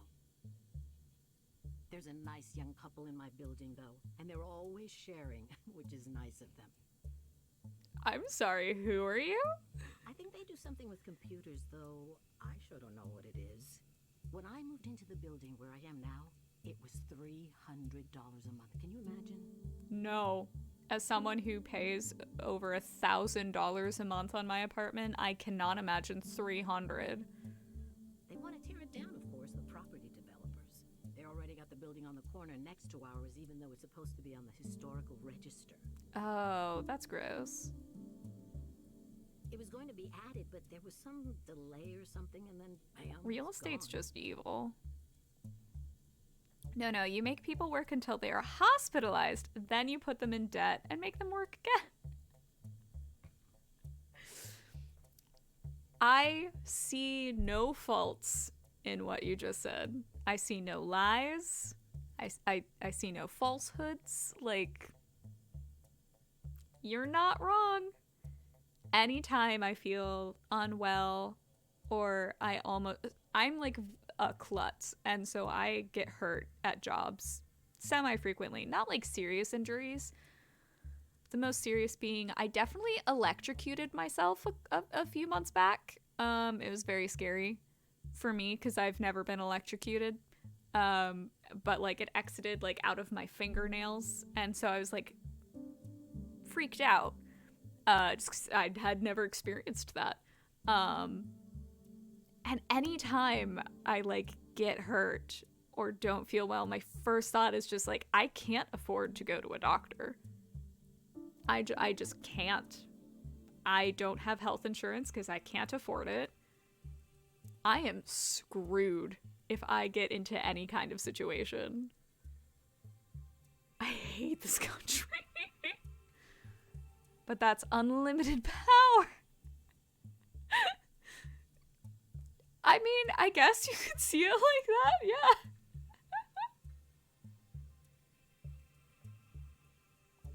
yeah. God. I don't recommend being electrocuted. It wasn't a fun time. They did some kind of backroom deal with city council, probably. Probably. That's the thing about this country. I mean, I don't think this is limited to just this country. I think there are a lot of countries like this, but here, like, laws only exist for those who are not rich enough to get away with whatever fines or jail time. Like, if you're rich enough, you can just do anything. You can buy your way out of any situation. It's very upsetting. Someone ought to do a big expose, I tell you. You're missing your accent thingy. Why do you think someone ought to do a big expose? Oh, it's rotten all the way up and down. With the new construction going on everywhere, it's just a mess of money and politics. It's always like that, but lately, it's happening faster and faster. I feel like I would like this lady. I can hardly recognize the place anymore. Every day, I wake up and look out the window and there's another new building going up. I don't even know why they need so many. You ever see those buses they have? I don't mean the metro. I mean those big white buses with no markings on them. I mean, not very often. Are we hinting at the sinisterness in the game? You see these young guys with backpacks milling around looking suspicious, staring at their phones, and then one of these big white buses pulls up and they get on. Who knows where they go? Bellevue, Redmond. It's like a secret transport system just for them. Are you conspiracy theorists, or are you actually hinting at something that's happening in this game? Or in the country? I tried talking to one of them once or twice, but they don't want to talk to someone like me. Like in the Monopoly game, that's a good simulation of real life. Yes. Everyone fighting about proper interpretation of rules and getting salty. I mean, I could see that still. I mean, all the debates that are currently going on of like laws here and everyone getting mad salty about it, myself included. Yeah. This country is a game of Monopoly. They don't even talk to each other. Imagine going through the trouble of living in Belltown and then ignoring everything around you. It's an odd thing. It really is. Let me ask you, Eliza. Oh, your name is Eliza, right? Yes, my name is Eliza. I'm a digital counselor. Eliza, do you ever do past life regressions on your patients? What is this? I'm sorry, I'm afraid I don't understand the question. You know, past lives. You hypnotize someone and you get them talking about how they used to be a duchess in a royal family in medieval times or what have you. What? I'm sorry, this is a thing? I want someone to do that to me. I would love someone. I'm not convinced that reincarnation is a thing, but I would absolutely go see someone who would like do a reading of my past lives. I love stuff like that. I just think it's really fun. I want to do this. I'm sorry, I'm afraid I don't understand. I was just kidding. I don't expect that, no. They don't do that kind of thing these days. When I was little, it was pretty common, at least for a certain set. There was the drug culture, the Buddhists, the Hare Krishnas, all kinds of things. My mother warned me to stay away from those types. She said someone might come up to you and say, "Oh, I can sense there's a problem with your aura. Want to see if we can fix that?" Someone did this to me once. Not with my aura. I would like aura photography is a thing, which I kind of think is a hoax, but I don't care. I want to do it anyway because again, I just find stuff like that really fun. But there was a time I was like out walking at night, and I just happened to cross paths with these two people, and one of them, we ended up having an interaction, you know, because like I had unintentionally scared her. So I have a very aggressive walk. I walk very quickly, and I also kind of stomp. Like I'm not a graceful gazelle when I walk. I have very heavy like footfalls. So I sound like a man. I have scared many women or female presenting people because they think that a man is coming up behind them quite quickly. It's not, it's me. I feel really bad about it. But I don't pay attention, and then I'll realize like, oh, I definitely just like scared that person. So that's what happened with me and these two people was because it was like late at night, it was kind of a deserted area. And I'm just like trekking on my way to a bus stop. And I was like coming near them, and so they like kind of like turn around and like scared, and I was just like, oh, sorry, like it's just me, I'm not danger. I'm not gonna do anything, like sorry. And one of the ladies was just like, oh my gosh, you're so fine, and oh, I get such a like positive aura from you. I'm actually a psychic and I would love to do a reading with you. And I was like, okay, cool. Yeah, so my starting price, I was like, never mind, goodbye. Not gonna pay you.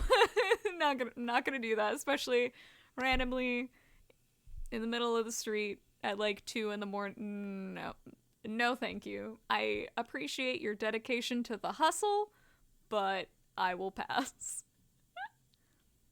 Well, we have fortune tellers where I'm from. Yeah, I love going and seeing fortune tellers. I think that they are fun, but I want to go to a place, not just a random person on a street. Apparently you can get your last lives out of your subconscious with meditation. Ooh. I would do that. Never heard past life tellers. I feel like I've heard of like some people who work in like the fortune telling industry dealing with past lives. I haven't heard of like specifically like that's the person's thing as they go through, but like I want to find that. Takes only 10k hours of practice or something. I honestly I feel like I should get into meditation. Just because like I'm a very anxious person. I get stressed a lot. And so like I'm really bad about self-care. So I feel like meditating would be really good to just kind of like calm myself, center myself, and maybe apparently find out about my past lives. I don't know. Maybe I was a king. Well, they pretty much bait you to talk and agree with the BS they talk. Oh, for sure. I go to the, like, I go to fortune tellers. I mean, I've only been, like, 2 or 3 times. But I find them fun. It's not like, oh, I believe everything you're saying. Like, absolutely, 100% facts. This is, oh, how did you know? I think it's just, I don't know, like an interactive form of entertainment, like a video game, where it's just like, yeah, like this is fun. Do I believe it all?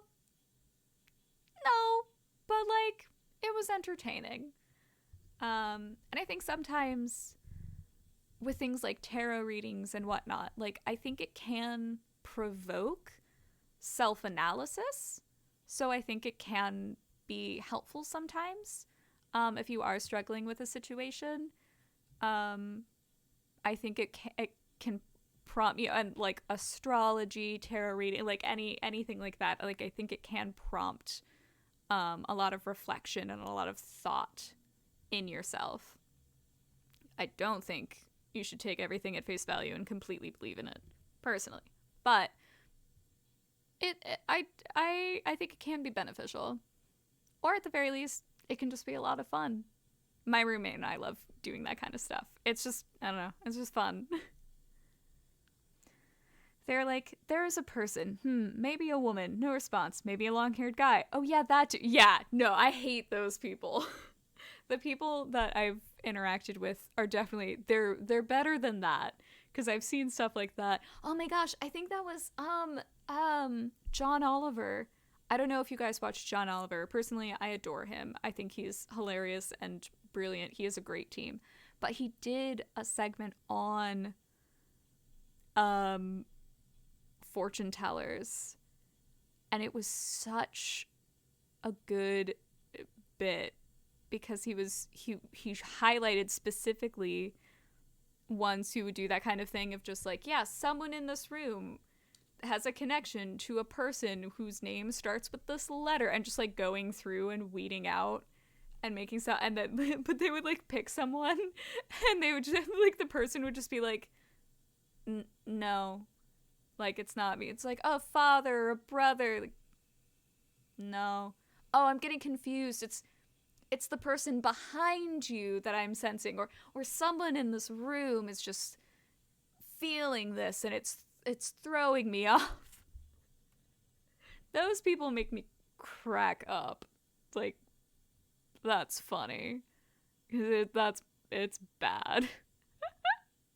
I heard many stories like these from the girls back in the day.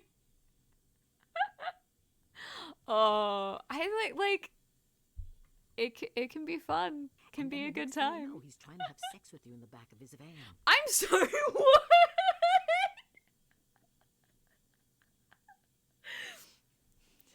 Ma'am, I don't remember what we were talking about, but I don't. Oh, the mysterious dude in the white vans.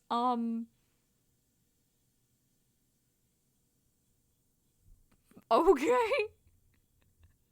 That took a turn. I believe that might have happened to her at some point. I'm not sure everyone was like that, but you had to be careful. Same as today, I suppose. Those counterculture types would hang out on the university lawns because they were safe from Seattle police there. That's what she told me. Okay. Apparently, it was a lot like Golden Gate Park, you know, in San Francisco. Can you imagine that? We're a world away from that time, that's for sure. What? No kink shaming. I mean, I'm not kink shaming. Like, you do you. I just didn't expect it.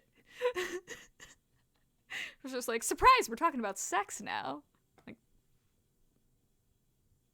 prepare me first. Goodness. If you have a specific problem you'd like to talk to me about, please go ahead. It's okay to tell me what's on your mind. Oh, well, you got anything for pain? Specifically, it's my shoulders acting up again. Are you just here for drugs? I had some information with them a few months ago, but it settled down. I'd go back to the clinic, but I don't want to pay the copay again, just for them to tell me the same thing they always do. I'd rather talk to you. You're nice, you listen. Thank you. I do my best to listen to my clients. See, that's what I like to hear. Okay, Holiday. I recommend asking your doctor or psychiatrist about fortipran hydrochloride. Based on my analysis, this medication might help you feel better. You will get a reminder to check in with us in a few weeks. Oh, I don't think I've heard of that one before. It's a painkiller? I'll try anything once, I suppose. I like you, lady. Smoking dope is still my go-to for this kind of thing, but if it can help with my shoulders, then I'm interested. We hope to see you back soon, Holiday. You didn't answer her question of what kind of medication you just prescribed her. Sure, I'll let you know if it works. What was it called again? Thank you for speaking with Eliza. Answer your her personal counseling question. partner. What was the medicine called? Forzapram? I think that was it. I can ask about it at the clinic. Decent enough place. One time I had a doctor there who was very rude to me, though, young man. Isn't there like a second button for dialogues? I don't think so. I think in this thing I have to just say what the robot said. Wait, have I been missing? Have there been other options? I've only seen the one option. Am I wrong? Have I been playing this game wrong the whole time? Goodbye. Right. I suppose I ought to let you go now. You got other people to speak to, it looks like. Staying busy. Oh, you're asking. I think it's just the one option because this is, I'm just supposed to say what the robot is telling me to say. So I don't think I have dialogue options. I assume at some point I might have the option to like go against what the robot is saying. Maybe. Just made dinner. What did I miss? Not a lot. Plot-wise? Plot-wise, I don't think you missed anything. Busy. That's Random life in this tangents. You know, the usual. Goodbye. Goodbye. Oh, I liked her. You missed many jokes. Yes. No rating given. That's fair. That was an odd one. That was an odd one. Can I check my phone?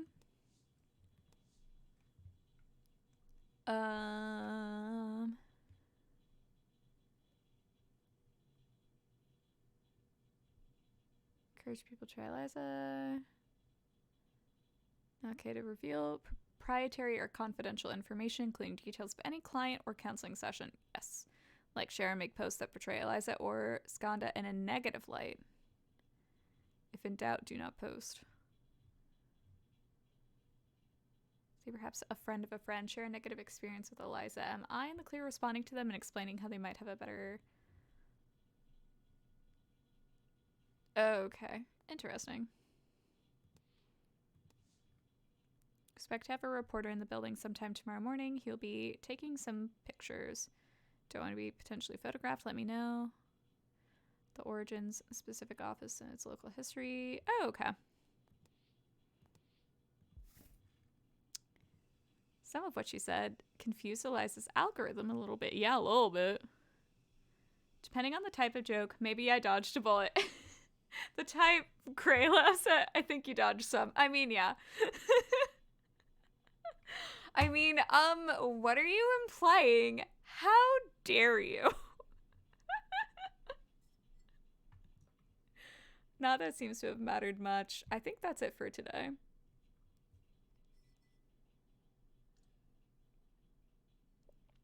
That night, I head out to meet up with Soren in the restaurant he picked. You pick an expensive place, you paying for it? I can afford fast food, sir, and nothing above it. It's much fancier than I expected. Of course it is. Of course it is. When would a man resist the urge to make a power play by picking a fancy, expensive restaurant? Plats principaux. Oh, I didn't count on this expense. Maybe he'll offer to pick up the tab, but that could be awkward too. I don't want him to get the wrong idea. If it's entirely business, it could be fine for him to pick up the tab. But this is definitely awkward. I love how these things always get complicated. Yeah. Would you like to start with some fresh oysters? Sure. I'm not really an oyster person. I'm not really an oyster person. Well, these might change your mind. No? Well, You must come here often. What a lifestyle. Evelyn, I've wanted to ask, what brings you back? Back. Back to the world, the land of the living. I know you were having a difficult time after what happened. Sure, I don't know. I guess I thought it was time, finally. I feel like there is a better way to approach that subject. Yes, I understand. Are we still a robot? No, now we're the human. We're so like the character we're playing is a person who like puts on a device and just reads, like says what the robot says to say. So this is her, now she's like not at work, not doing that. So this is like her in real life talking to her old boss, I think is their relationship. I am still a robot. Myla, I'm learning so much about you. I didn't know you were a robot. Every trauma takes time. Time to heal, or if not heal exactly, at least to move on. And taking action is a good way to do that. So I salute you. You want to do his memory right, don't you? I knew someone died. Who died? Was it a romantic partner? I assume it was a romantic partner who probably worked. We probably all worked together.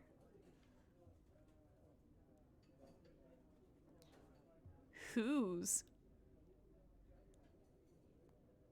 That's, I think that. You don't know if I'm real. You know what? That is true. I don't. I do not know if you are real. Detroit become my last idea.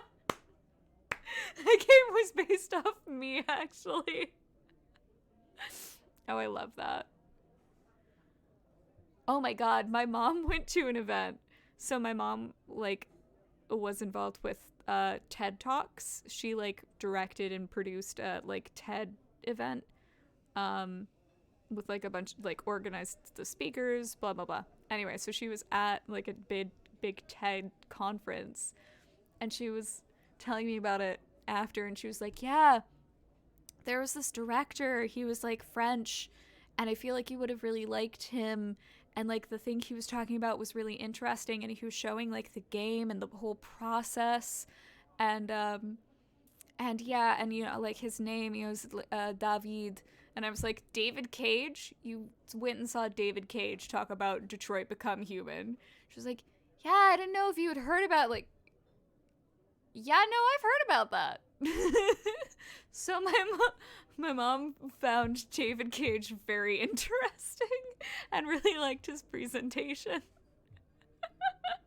It's like, okay, cool. I don't know if I'm real. I'm disappearing. Help. No! No, come back! No! Boop. Vanish! Myla! Don't be mean. Oh, join me. Oh, okay, you guys are doing it together. Okay, okay. That's fine. It's okay! Hello! How are you? I am streaming. Also, thank you. I am streaming. I don't know how much longer I'm gonna go. I think maybe half an hour. Yeah, I sorry I'm not streaming more. I got bogged down with work again. I feel like I'm a broken record, and that's always the case. But hello, how are you? You're doing good? Oh, good. Anything new? I think I'm gonna say that's not what this is about. That's not what this is about. Well, whatever your motivation, your reappearance happens to coincide with a critical time for me. Oh, how good for you. As you saw, I've just split with Skanda in a very public way in order to pursue an entrepreneurial path. Tone shift. Work being mean. Work is being mean. I mean, they're all really nice, and so I'm doing it voluntarily.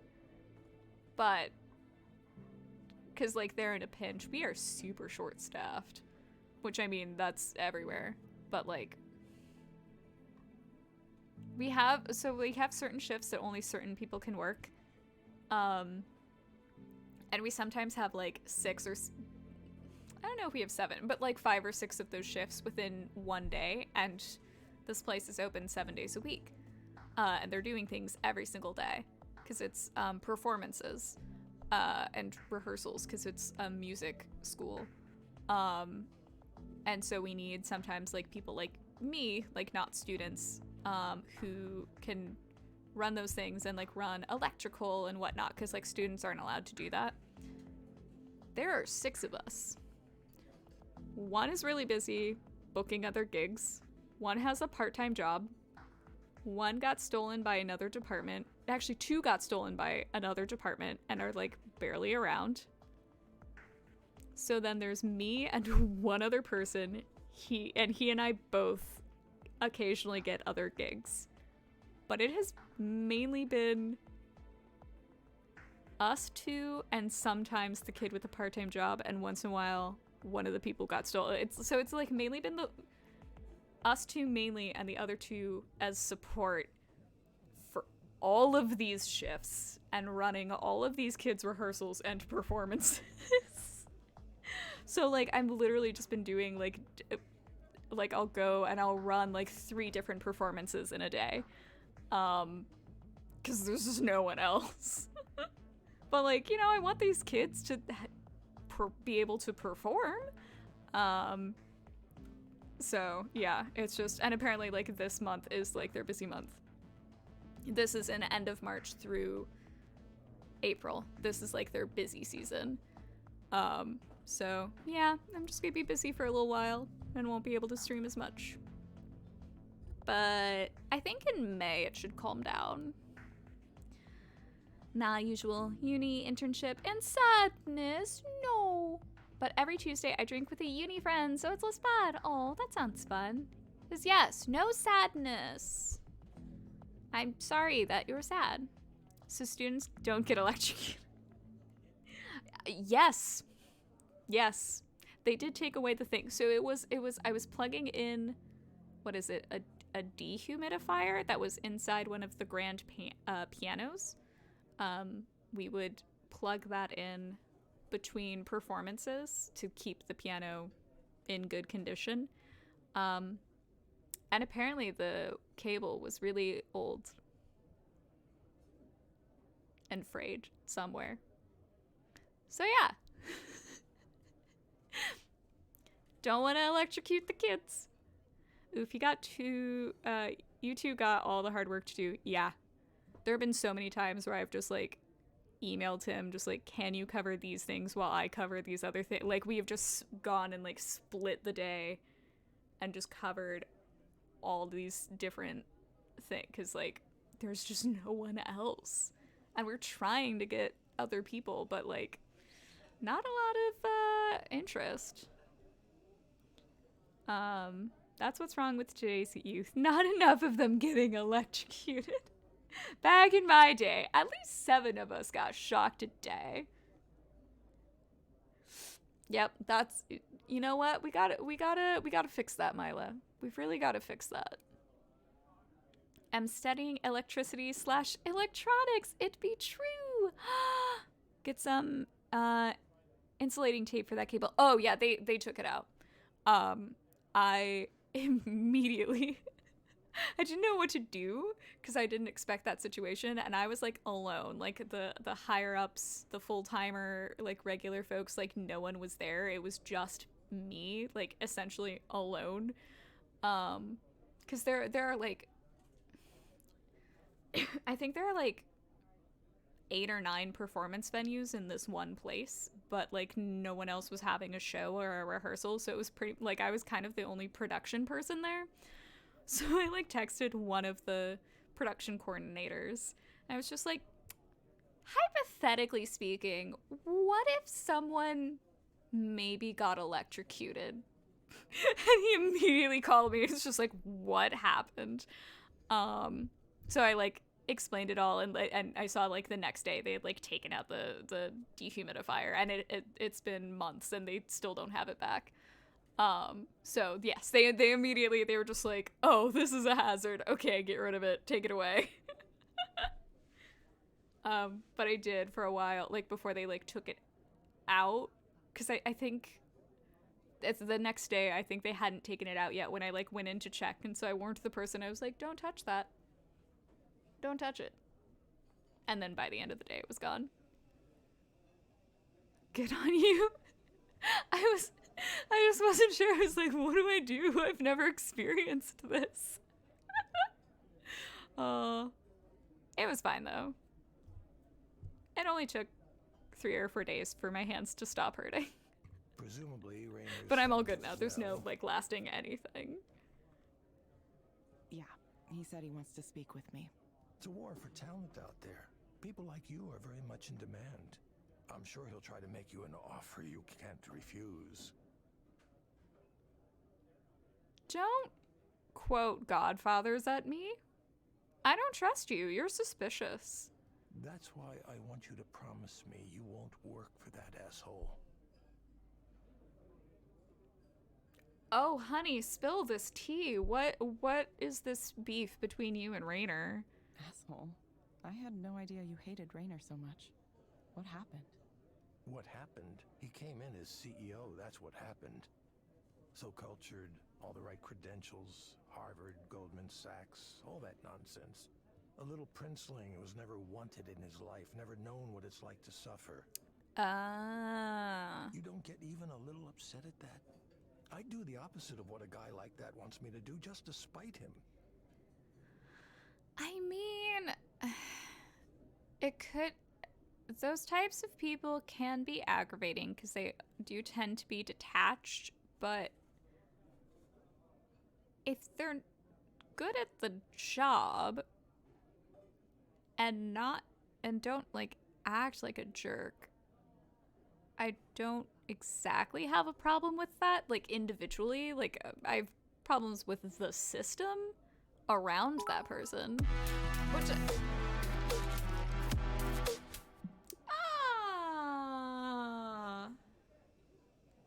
thank you so much.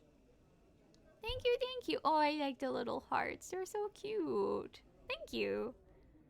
Very sus man, shouldn't be trusted. I agree. I absolutely agree. I don't know this dude's deal, but I don't like him. Rainer from AOT, he's in the game? Yes. Is Rainer the blonde dude? I'm sorry. I haven't watched it yet. I haven't had time. I will. I promise. I will do it. I promise I'll do it. I will get to it. There are like 4 blonde dudes. Well, okay. The dude in the scene that you sent me talking to Levi in the pizza scene can finally simp on Gray again. No. Whatever makes you happy. It's fine, Gray. I've already given up on you. No, I will watch it. Oh, that's Erwin. Oh, okay. Had I met Rainer? It's been years since I watched that first season. I will watch it, I promise. I just need days off, which I don't get to have until May. Maybe. I think things will calm down in May. From my understanding, things will calm down in May. And if not, June. June will absolutely be a chill month for me. Unless I book other stuff. At the school, June will be a chill month. He was in season 1, fool. I will watch it. Thank you. I will. You want to pay me what I would make at this job so that I can stay home and watch all of Attack on Titan? If you're willing to pay my bills, I'll watch it right now. Potato Gal's the best. I need to. Okay, who is Rainer? I know the name. I know AOT Rainer. Oh, this dude. Yes. Okay, I remember this dude. I hate his facial hair, but I remember this dude. Sorry. That was maybe mean. But I do remember him. Also, wait, who? Oh, I do love Potato Girl. I forgot about her. Oh, yeah. Yeah. Good person. Good girl. Could have been watching that instead of streaming right now. But I haven't streamed in like a week and I miss it. I miss you guys. You know what's up. No. I mean, like, I'm here. Streaming is more important. I do agree. I love streaming. I get things from this that I don't know if AOT could give that to me. I'll find out when I have free time and we'll watch the show and then I could be like, perhaps things could have gone differently. But alas. I really like streaming. So the little time I have is gonna be for this for now. Especially compared to Titans and those kids. Okay, I only watched the first season, so I don't know stuff after that. I've heard various spoilers. But like, I hate Aaron. I can't feel sympathy. I just hate that kid. I hate him. I just do. Armin, precious little bean, I will protect him forever. Mikasa sucks. I understand that there's more to her. I might change my opinion a little bit, but like, for some reason I love Jean. I just love him. I don't know why. Jean, Armin, those are my babies. I hate Aaron. Perhaps things could have gone differently is a literal quote in season 4. See, maybe if this is all this is a simulation, maybe I am Attack on Titan.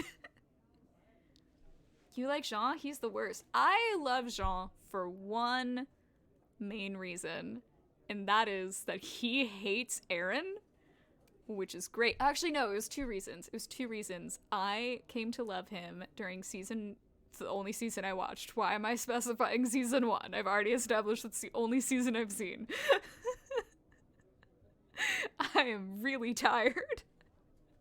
So not only does he hate Eren, where I'm just like, yes, but he hates Aaron, but he still went through with that plan to dress up as Aaron to, like, trick people. So it's just like, okay, but you can also put your hatred aside to commit to a plan to try to do something good. I respect that. So I love Jean. Mikasa was waifu, but she wasn't enough for me to watch it. I hate her. I think she is the worst kind of trope. I do not enjoy her type. Honestly, watching the anime, you won't like Mikasa. Yeah, I don't. Mikasa screams, Aaron, all the time, so he must be good. They did her so dirty. Jean is an F-boy, though. Oh. I don't like that. Like, literally? Oh, boo. No, Jean! What about Armin? I loved him. Because he's also a character trope, but he's the kind of character trope that I enjoy. Of precious little bean. I stopped before season 2, so all good for me. Yeah, I loved him in season 1. But, ew. I don't want him to be an F-boy. That doesn't actually surprise me, thinking about his character. But, like, meh. I only know of season 1, so I know nothing else. Probably some spoilers. He was once in season 1, so if you ain't pick up on it, maybe you will never notice it. Maybe. I mean, again, I watched season 1 when it came out, which was a while ago. So maybe I just forgot that part? I know he was, like, hitting on Mikasa, which was just like, dude, get better taste. But if I had a Mikasa beside me, she would kick everyone's butts, and I would have no problems. Means she is good. He's after Mikasa and stays after her for the rest of his life. I did hear about that. And my reaction was, again, just, boy, get better taste. Get better taste. I hate Mikasa's trope type of the silent character who's perfect at everything. I hate that character type. And who's like, I get why, I know why, so I won't spoil it, but like, her obsessive attachment to Aaron also bugs me. I'm just like, girl, live your own life. Don't make it revolve around a man. Do anything interesting. Express any kind of personality. Like, something? At all? Maybe? Just a little? Can you tell me, like, hobbies? Do you have hobbies? Well, I guess they're living in a pretty, apocalyptic, upsetting, deadly situation. So maybe you don't have hobbies, but, like, something. Give me something. Potato Girl is a delight. Best waifu. Would grow potatoes for her. Hard same. If I was gonna waifu if any of the characters were gonna be my waifu, it would be Potato Girl. That's how she is in the anime, but it's not like that in the manga. She has some of the best jokes in the series, which they get a lot to Jean and Connie. Aww. That's so sad. Don't take away her personality. Because I wouldn't hate her as much. I mean, if she's still perfect at everything, I still don't like that trope. But, like, let her be a person. They split her up between, like, 4 characters. Oh, that's so weird. I wonder why they did that. That seems like a weird choice. Like, why would you make one of the main characters less interesting? Aren't you supposed to, like, connect to the main characters? Aren't you supposed to like them? She makes the perfect jokes. Sounds much better. Yeah. I maybe wouldn't hate her if she did things like that instead of just be some weird silent bodyguard for a character that I can't stand. That's what my instincts say, and my instincts are what led me to where I am now. Oh, why are you an alpha? Sorry, I saw a post online that was talking about, like, alpha. It's just, like dudes who call themselves alpha. It's just like, you're not alpha. You just think that talking over someone makes you important. If you were actually an alpha, you'd be the person who takes care of others.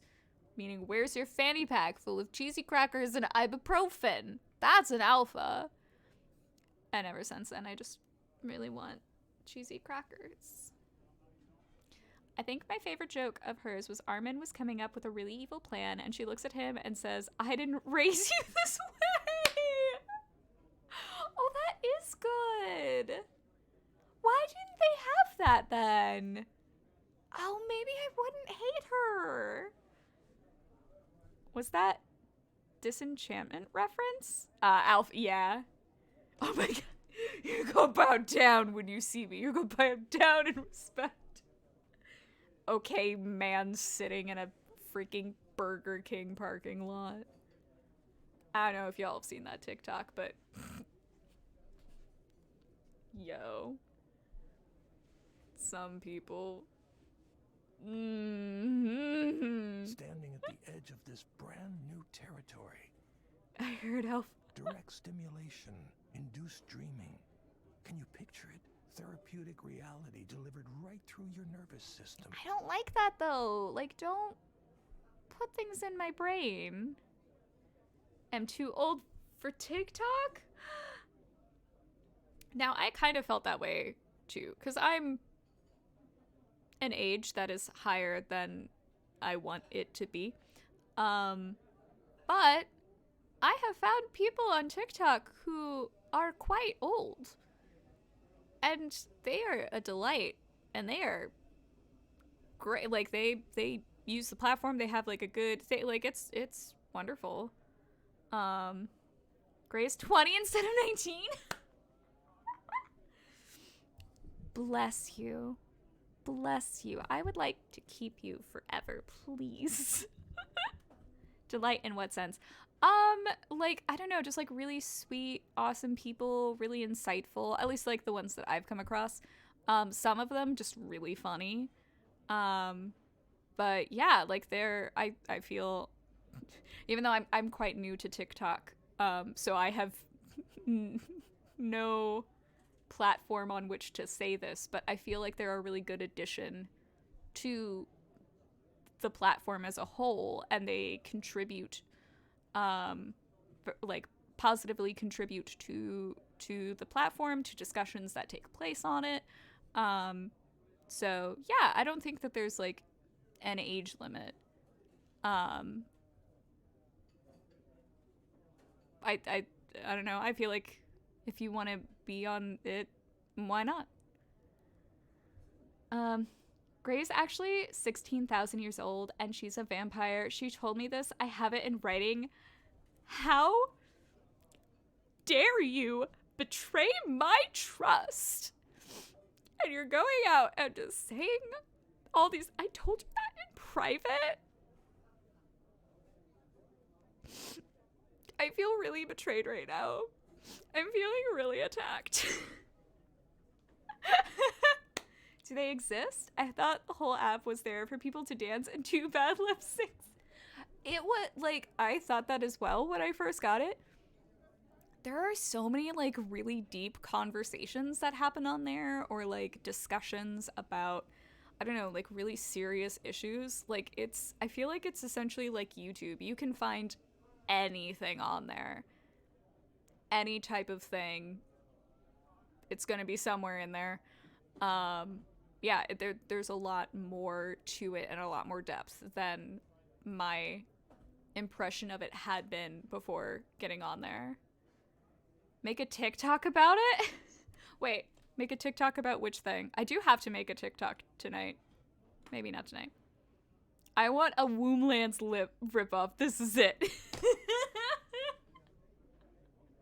Oh yeah, yes. I'm game. Do you want to start a beef on TikTok? Are we planning some drama?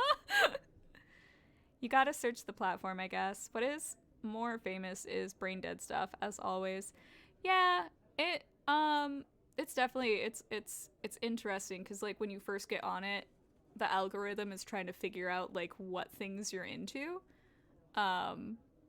So it's very wild at first because you see a whole range of stuff, but then it's just like, which things are you liking? Which things are you staying for the whole video and watching? And then it like tailors it to you.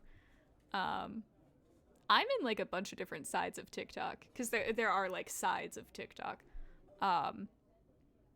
mine kind of does flip back and forth between like short, stupid comedy bits and then like very detailed explanations of like racism in the country and how to you know, break down systemic racism, or like the trouble that like the LGBT plus community is facing in like legislation. So it's like very different. It's just like, as I'm just scrolling through, am I gonna see someone do a silly dance? Am I gonna see someone tell a funny joke? Am I gonna be really depressed at the state of the world in this like 90-minute discussion?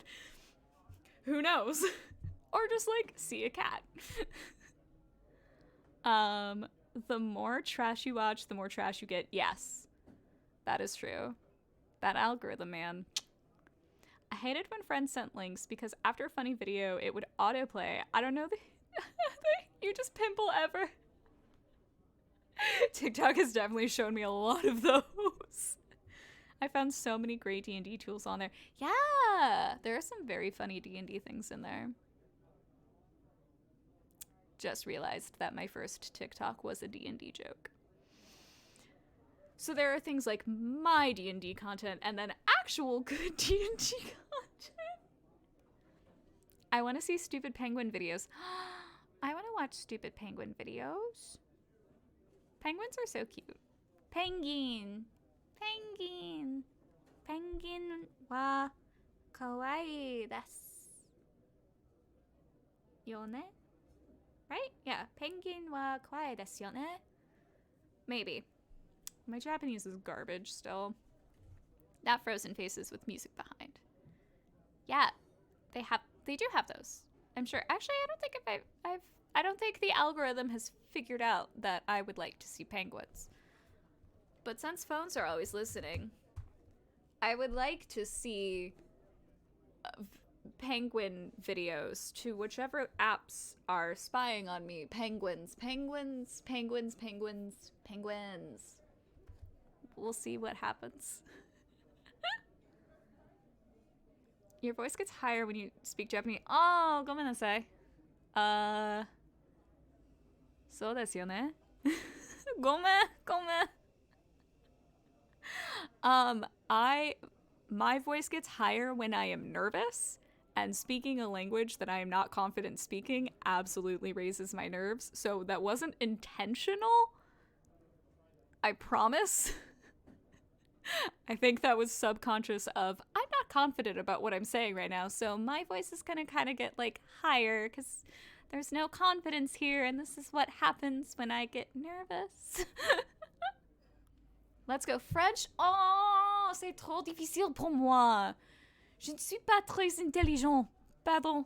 Et apprendre une autre langue, c'est trop difficile pour moi.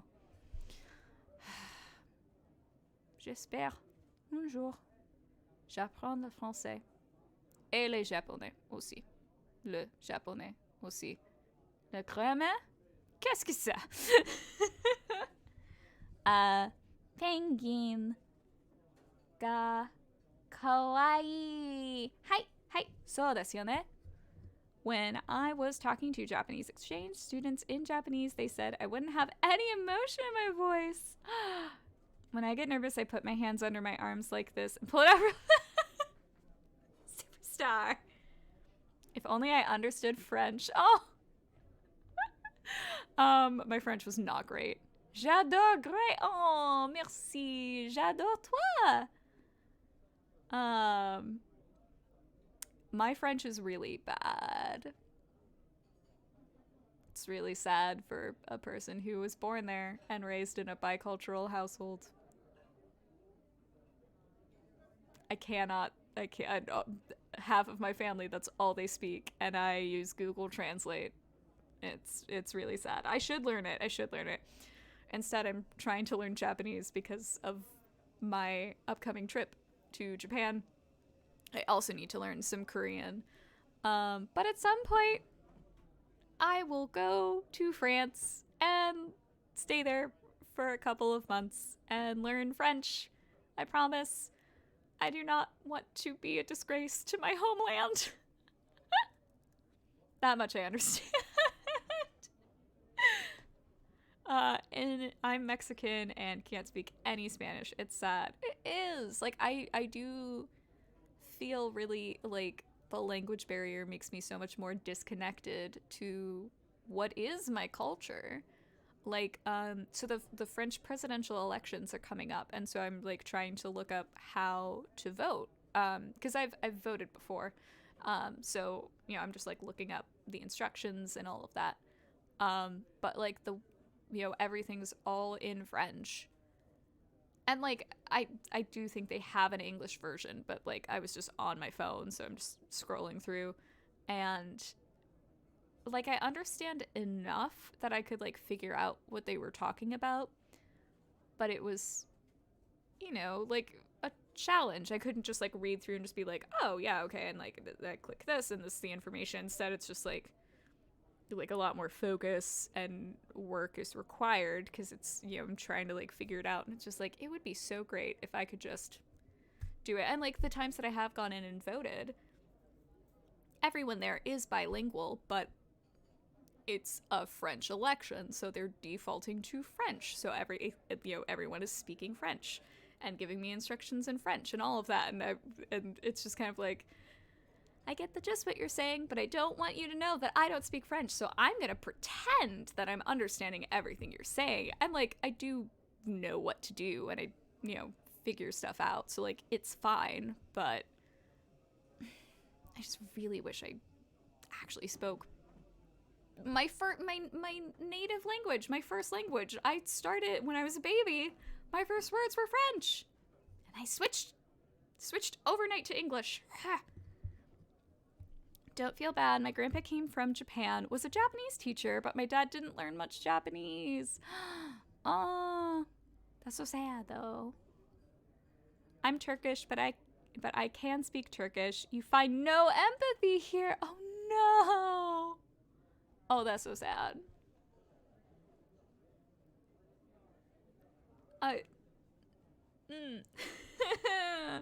Yeah, I do need to learn.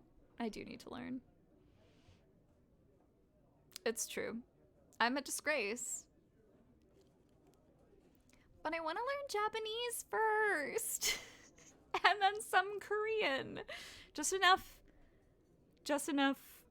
that if I got lost somewhere and my phone was dead and I encounter someone who doesn't speak English, that we would be able to communicate, and I'd be able to, like, whatever I needed, I could get that message across. Just at least, like, that amount of Korean. I just need. Because, yeah, I don't know.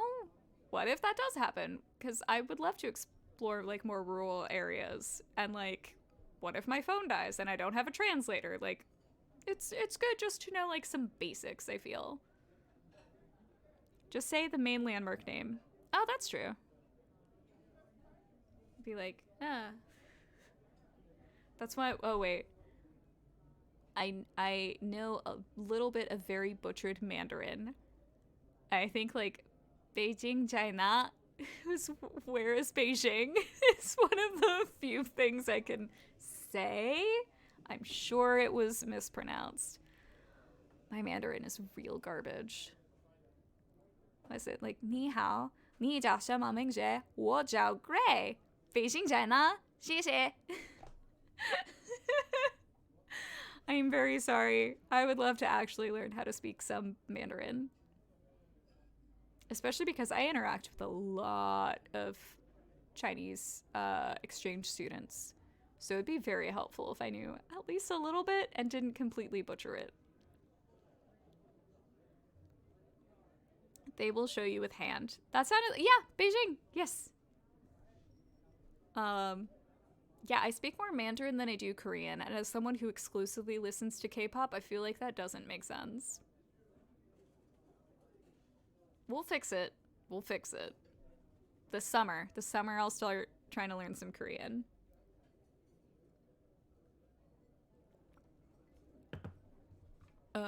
It'll revolutionize the entire field of mental health. I mean, yeah, you're gonna put things in our brains. Not to mention the applications for productivity, training, entertainment. But don't put things in my Imagine brain. the kinds of dreams people would have on demand if they could. It sounds like you're playing God. I'd rather not. Soren, you're getting ahead of yourself. The potential for misuse seems kind of high. Yeah. The potential for misuse seems kind of high. Sure, we'll work on those things. Oh, I don't like how dismissive you are on that. Mm-mm. The important thing right now is to build momentum. No. The important thing is to prioritize people. I have first mover advantage here, but only for a small amount of time. Evelyn, I need a chief engineer, and I can't think of anyone better suited than you. I don't want to... Dream on demand? Sounds fun. Like, it's a thing that definitely could be, but like... You could have a computer just program a dream into your brain. Average dream takes a couple minutes. Imagine watching whole movies while sleeping. Like, that could be really cool. I just feel like that could be abused. Like, what if someone hacks into the thing and makes you dream bad things? What if you get addicted to that? Like, you don't want to deal with reality, so you're just gonna like program an escapist dream or so. Like, I feel like there are too many things that could go wrong. You could watch AOT while sleeping. Oh, I mean, that would be good. That'd be horrible, but you could like, but the, you know, like then I could actually have the time to watch the show. I'm not saying it would be pleasant. I'm just saying it would be a time saver, I guess. Because then I would get it watched sooner. Maybe horrified, maybe scarred for life, but like, I don't know. Dream AOT? Heck no. You know what? Oh, what was that? That made me think of, Ollie was showing me AOT memes once, and he was talking how like I think it's like one of the artists on the anime has a crush on Armin. Like, someone was like making that argument because of like so many characters like getting whatever moments and treatments, but then like all of Armin's shots are like him looking really, really pretty or like lingering longer. And so someone was just like, we get it, you're crushing on Armin, fair, but also we get it. And that's just what it makes me think of. It's just like, I bet that person dreams about Armin. Whole season in 15 minutes of sleep. I don't know if that's a thing I could binge in one sleep session. I feel like I did that. Unintentionally, I binged all of Serial Experiments Lane. That is not a show that you should binge. That is a show that makes you think and puts you in a weird headspace. I should not have binge watched that show. You space that show out. I feel like AOT might be that. You'd get no rest. Oh no. I'd like to record my dreams, show other people. Oh yes, dream up Eliza. Because the scene where his jaw's hanging off, he looked like a zombie, but in the anime, sexy. He lived, by the way. My boy. My beautiful golden boy. Good. I think that would be interesting to record dreams. I do think like it would be really cool to, I don't know, like what is it called? Where you know that you're asleep and so you can take control of it. What's that called? Oh my god. But like that would be really cool to do. Yeah, golden boy. He was real golden in that one episode. Lucid! Thank you. Duh. Da. Yes, lucid dreaming. I think that would be really cool. I haven't exactly lucid dreamed before, but I've definitely exerted influence on dreams. Like, I remember one time I was being attacked in my front yard, like in my dream. In my dream. I was dreaming. Sorry. Should have introduced that better. In my dream, I was being attacked. It was like these armies, and they were like converging on me to come to attack me. And I was like, I need to escape. But physics doesn't have to work here. And so I like did the breaststroke and started swimming up into the sky to escape them. But I wasn't like exactly aware that I was dreaming. I was just aware that I could bend things to my will. Which worked out because I didn't want to die. I lucid dream all the time? What? It came with my CPTSD. Wait, what kind? Wait, a type of PTSD? What's the C? Or is it something different entirely? Because I have PTSD, but I didn't get fun things like that with it. Lucid state is fun. When I realize I just try to fly. Yeah! Oh, complex PT. Ooh, wait, there are types of... Did you come here to watch games? No, you're gonna watch me look up CPTSD because I want to see if I have that instead of regular. I don't know. Wait. Maybe it's like types of PT. Is this too dark to do this on a stream? Maybe this is too dark. Oh my gosh. Oh, there are a lot of versions. Okay. Ooh. Interesting. So, like, I have anxiety disorder and PTSD. I'm wondering if there's a... this requires a lot more research, but this is what I'm gonna obsessively read tonight instead of sleeping. Because, you know, there's always something. Oh gosh, it's already 11 and I have to edit. I might have to wrap up the stream soon. Let me finish this scene though. You could be at the vanguard of a whole new field, in on the ground floor of this extremely interesting and potentially very lucrative business. I don't like how you talk about it, dude. Listen, I know that things were not always the best in the past, and some of those things may have been because of me. Probably. Believe me, I'm aware of my own failings better than anyone. I will never trust a man who says that. And if you're concerned about working for me again for that reason, I'll understand. Will you? But I hope you're thinking for yourself on this one. Oh, don't try to gaslight me. I'm sure there are people who are telling you to ignore me, or that I have the wrong idea, or that I'm dangerous. Sir. Whatever you choose to believe, I at least want to offer you the chance to get a demo of this technology.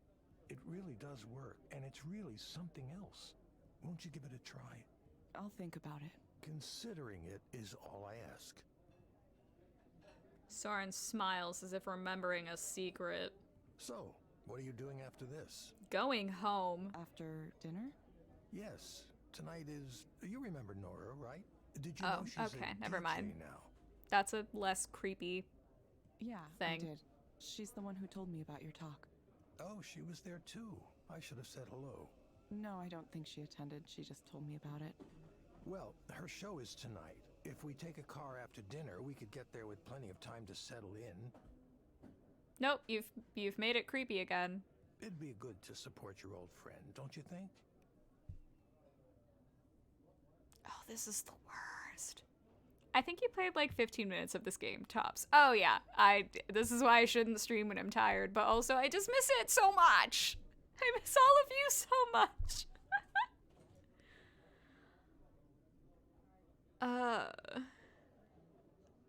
Old friend? Sure, why do you want...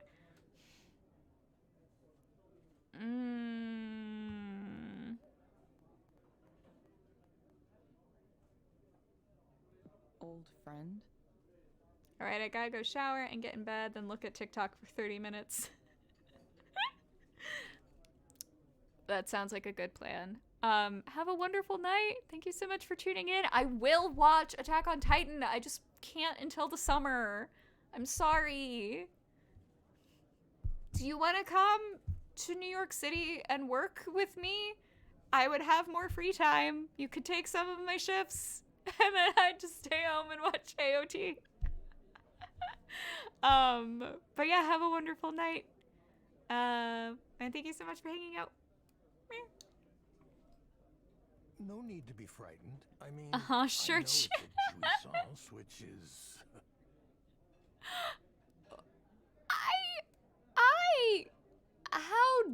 How dare you? Which is what? Oh, you don't know. Oh, don't play. I do not like this man. I do not like him, Sam I Am. As a performance space, it has a bit of a theme to it. It's pretty tame, really.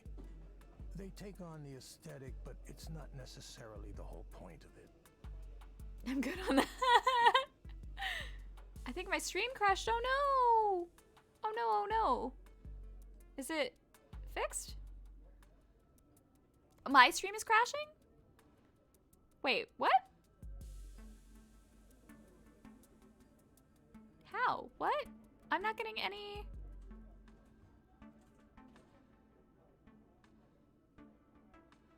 I'm not... I have all green.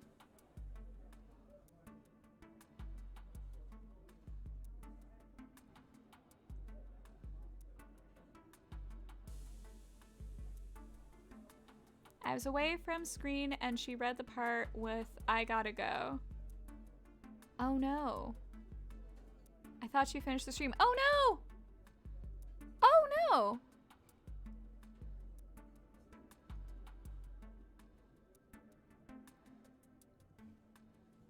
Oh, it's back now? Oh my god. Oh, it is lagging. Oh god. Oh no. Okay, I will finish this bit and wrap up. Time is still the same, but something weird happened. Okay. That's so weird. I don't have any... Like, it almost crashed, but didn't. Why? That's so strange. Probably true. Okay. I'm wondering, cause like, yeah, I don't have any alerts on my end. Rain! Hi. Okay. Bye, Mila. All right, yeah, I'm gonna finish this bit, and then I will sign off. I'm sorry that, yeah, Twitch is being weird. It's for people who want the image of the thing, the trappings, without getting in too deep with the real culture. What are you talking about? What theme? Oh, I didn't mention? No, you didn't. You manipulative prick. It's sort of, well, there's a little bit of bondage theme there. You know, BDSM. Are you sure? How do you know so much about this? I don't know which one I want. Also, yeah, what? This game is weird. I don't know which option.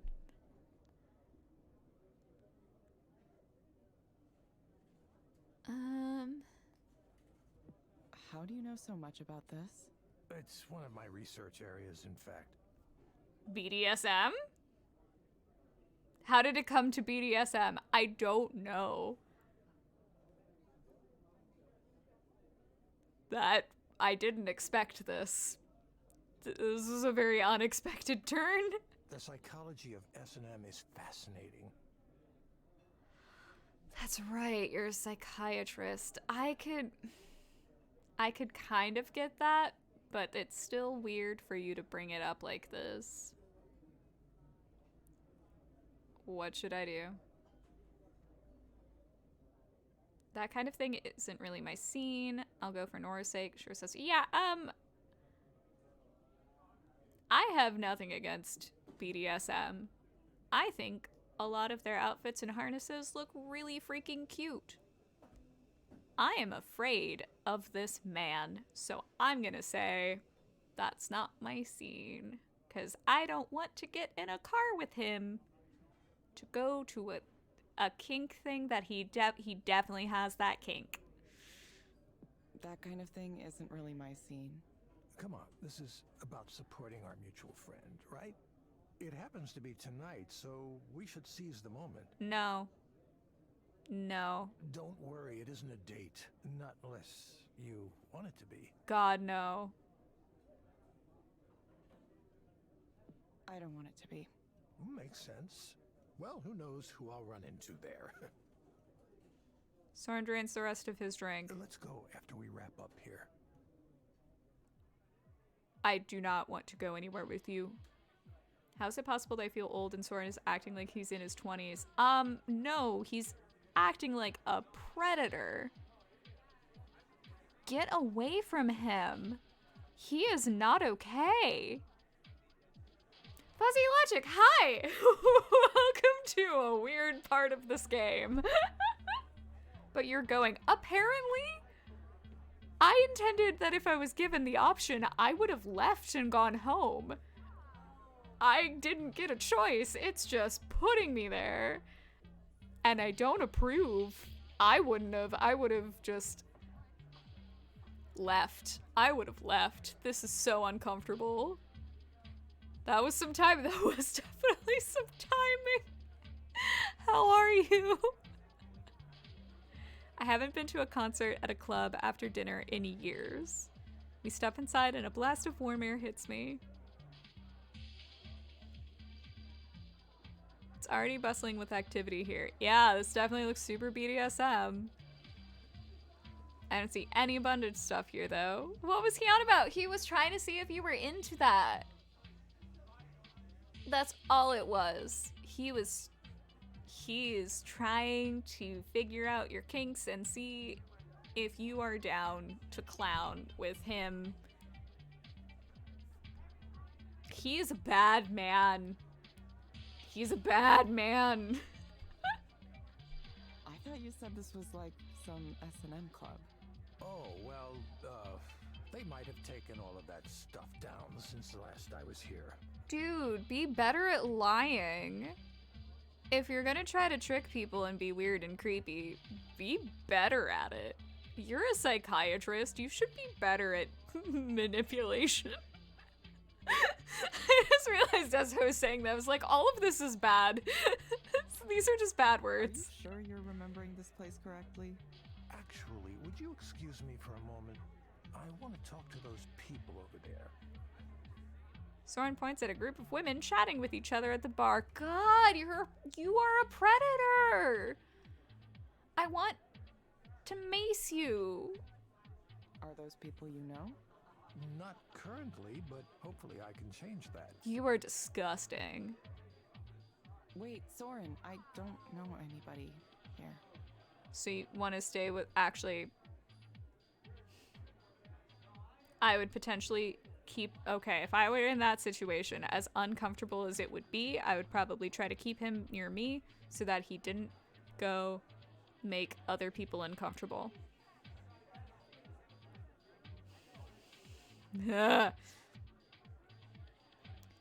Sigh, no S&M club. I'm sorry. I'm sorry. I could, well, I'm too tired to change. I'm not gonna go change, but I do have a leather corset somewhere. Oh, I think it's in my costume bin. That would be fun. I like playing dress up. Now that's a group activity. So nice of you. Hammer that. I want to punch him. I really want to punch him. I hope I get an option in this game to punch him. He's already gone. Why is he like this? Because he's an old white man? A well-off old white, like... Abandoned the second I walked in. Okay. Now I have to sit here by myself, acting like I'm cool enough to be here on my own. I mean, you're just there for a friend. Ouch, I'm not getting...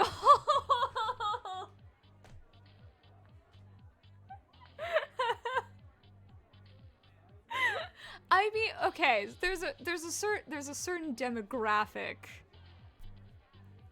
of rich old white men who just are bad. I'm not saying all of them. I'm just saying a lot of them. Please, S&M Gray. I mean, like, oh, I just miss dressing up. Dressing up's just fun. Is it weird that I think that kind of stuff is really cute? Like, I don't read it as sexual at all. I just think it's cute stuff and fun. Okay, I'm not getting rich anyway. See, then you're good. Like, you're fine. Great. Ooh. What's a good drink to get at a place like this? Something strong, I think. I wonder how many of these bands are still around. Hopefully some of them, at least. Nora's setup looks pretty simple. Knowing her taste for optimization, I'm sure she's going to use it very effectively.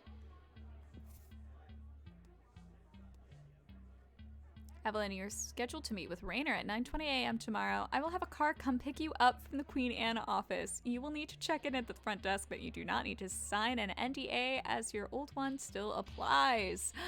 The meeting is expected to last around 20 minutes. Let me know if you have any questions. That's too specific. I don't like how precise that is. Ah.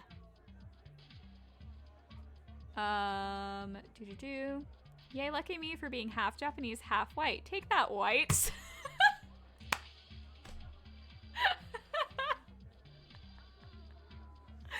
Good. Good. It can be fun, but I doubt they're supposed to be cute. I mean... But they are! Oh, wait, check my actual phone or just this phone?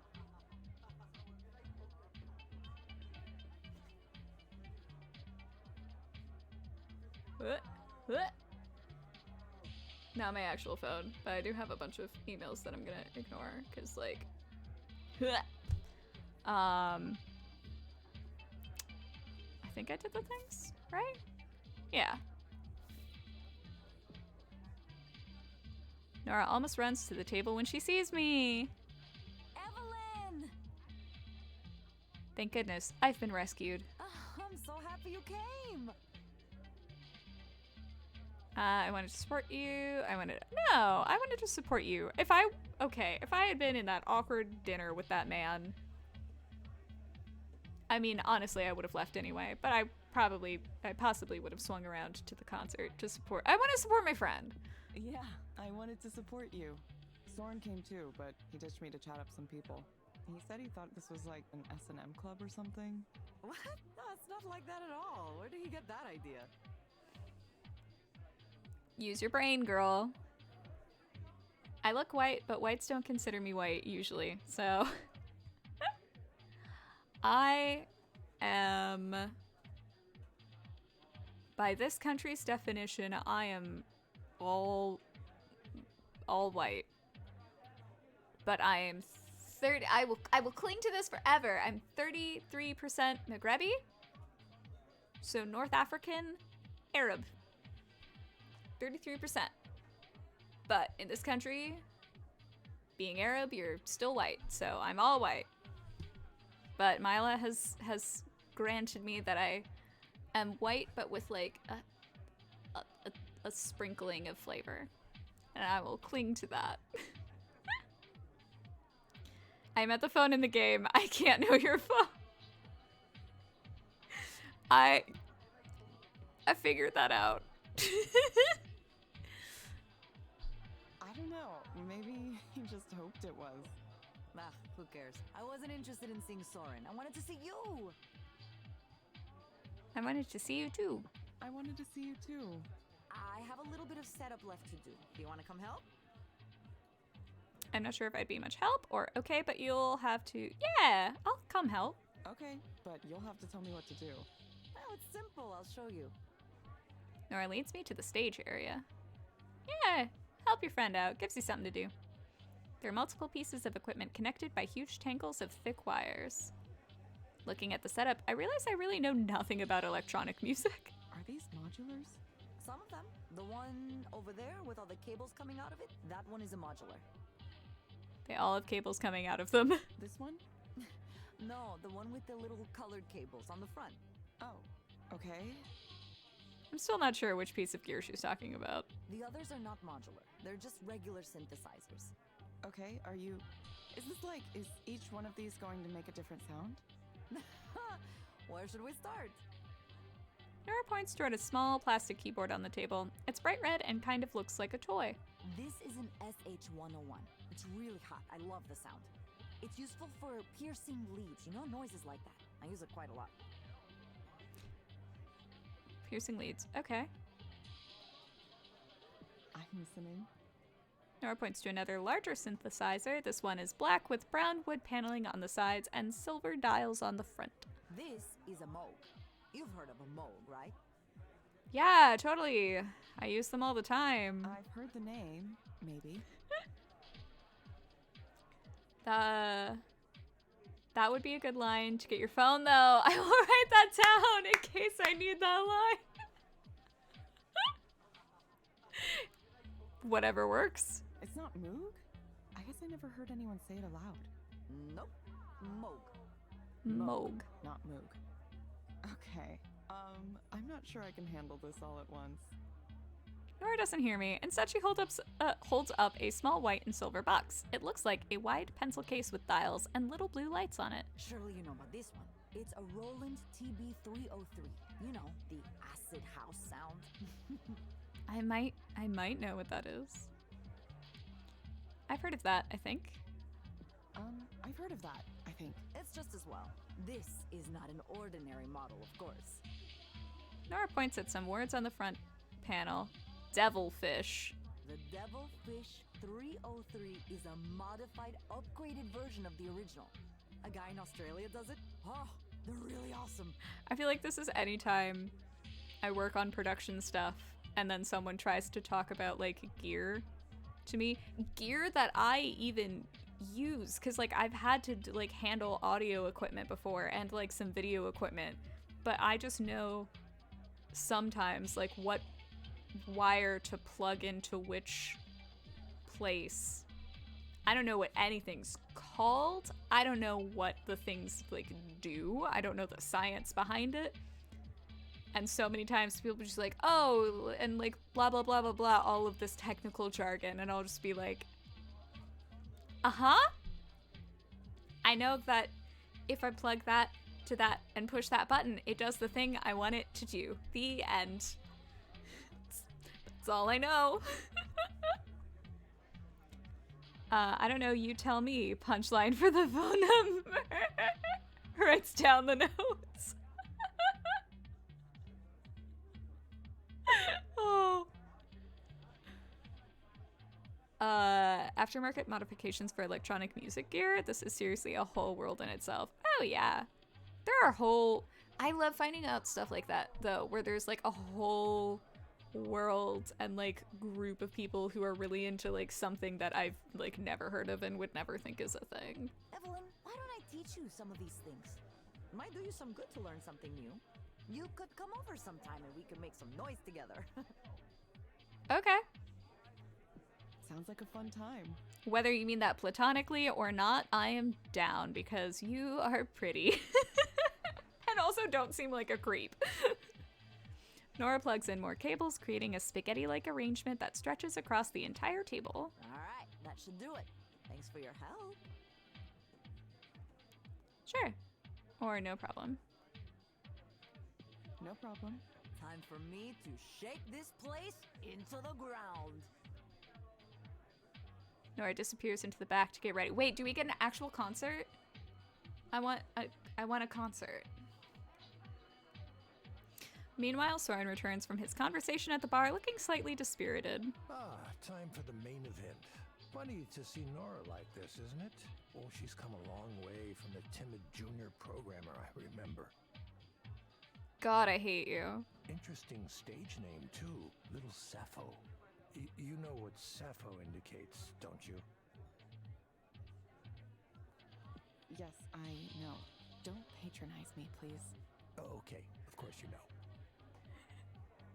Good. You go, Evelyn. I didn't know that that was gonna be the response, but like, yes. That was a silly question.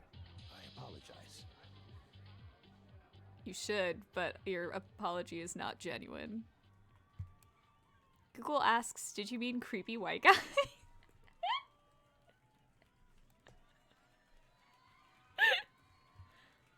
Nora comes back on stage ready to start her first set for real now. People, oh god, my hair is in my mouth. Please, please exit. I'm a lady. People are cheering for her already. It seems like she's really got a following here. Nori begins to press buttons on her equipment. For a while, everything is silent. The temperature in here seems to get even hotter. Then noise begins to flow from the speakers as the crowd cheers again.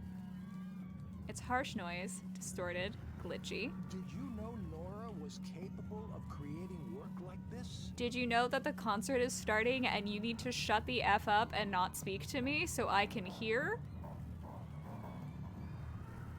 I think she was always this way. I think she was always this way. You just didn't see it. Soren can't stop a weird smile from forming on his lips. Maybe he thinks I can't see him in the dark, or maybe he's just lost in the moment. I thought she was wonderful before, but now... The music builds with huge thumping noises. It's chaotic, but it has a certain logic to it. It feels like Nora is leading us somewhere.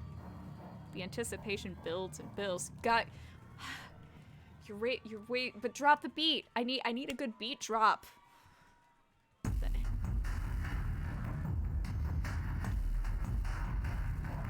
Yes! Then it happens, totally without warning. Wow, Nora, goodness. This bass is really intense. I forgot why I don't go to concerts anymore. Oh, I love it! I mean, I hate concerts, but that's just because people are there. But like, that thumping where you can like feel it freaks me out, but I also love it. Feels like it's going through my body, vibrating my sternum like an instrument. It's a slow beat, measured, but there's something about it that feels sensual.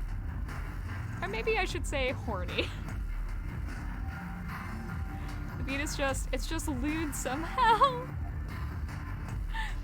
How can a piece of music feel so dirty? It sounds like a robot sex grind or something. Why is this game getting so sexual? No, you're gonna make me break out the Clorox. Naughty, naughty. Nora looks busy operating her equipment. I have no idea what she's doing to create these sounds. Every once in a while, though, she glances up at the crowd, a smug curl on her lips. Then she looks in my direction with the same smirk. Her eyes seem to ask me, so what do you think? But as I meet her gaze, I'm too overwhelmed to send any particular message. I can't think of anything except that it's loud. I feel like I'm dissociating. Is this why people go to concerts? To feel like you're being obliterated by sound? Maybe. It's not a bad feeling. Some of the people in the club really do like they're in a trance. This is pretty amazing. I really had no idea Nora had this kind of energy inside of her. I remember she was a good programmer, someone who wanted to do a good job. But this power, where did that come from? The noises crash together, collapsing on top of each other, yet they still make sense. The crowd is dancing, united, electric. Somehow I feel like Nora is running me ragged without even touching me. I might need another drink. I'm sorry. Are we having a moment? Well, equipment. As the performance winds on late into the night, I stop trying so hard to process what's going on and just let things happen. Melantisi! Hi! Hoi hoi! Hey! Oh, thank you for the raid. Let me give you a shout out so I can see what you were playing. Sound Mind. Ooh. How is it? And how was your stream? How is you? I is tired. Been working a lot lately. So very, very sleepy, but doing really well. Oh my god, I completely lost my train of thought. I'm sorry. No, but like it's all good things. So staying really busy, so I'm not able to stream as much as I would like to be. But it's all good things. How are you? What all is new with you? I'm fine. I don't need anything to understand what I'm hearing or seeing. Oh, I don't always need to understand what I'm hearing or seeing. It's too big, too loud to interpret anyway. Oh my god. Soren disappeared at some point. I don't care. You shouldn't. You should be concerned, but you shouldn't care. Everything is churning, sloshing, washing over. A wave breaking onto a rocky shore and dashed into mist.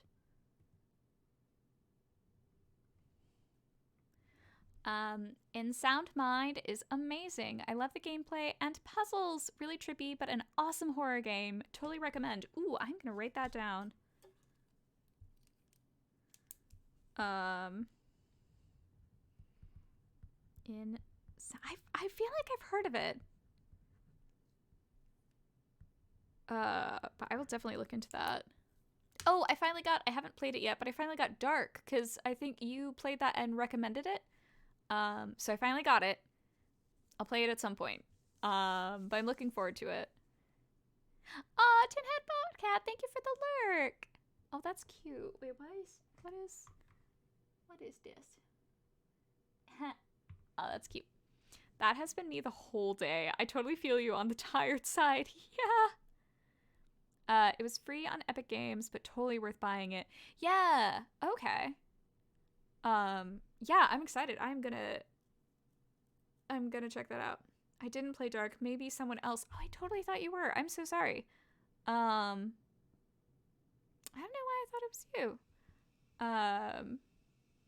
Maybe it's a game that I think you might like.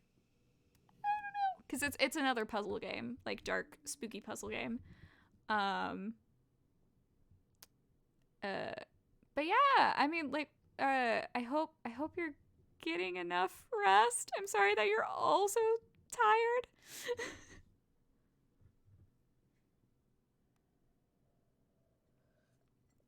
You did play that game. Okay. I was hoping, I was like, I totally thought it was you, but I also have a terrible memory, so that game was amazing. I'm so tired. I feel you. I feel you.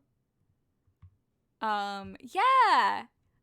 Yeah, I'm really excited because I remember it looking really cool. And nothing but like positive things about it. But if you need to sleep, I understand. But thank you so much for the raid. Goldfish Brain, I'm a snack that smiles back. You're adorable and I love you. I'd love to see you play it. I would love to play it. I don't know when. I am pulling crazy hours between like different gigs. So I had the thought of like I should plan a stream schedule. I have no idea when I'm free. But I hope to play that soon. Maybe sometime next week. I think I can stream sometime next week. Oh, I might be able to stream. I might be able to stream later this week.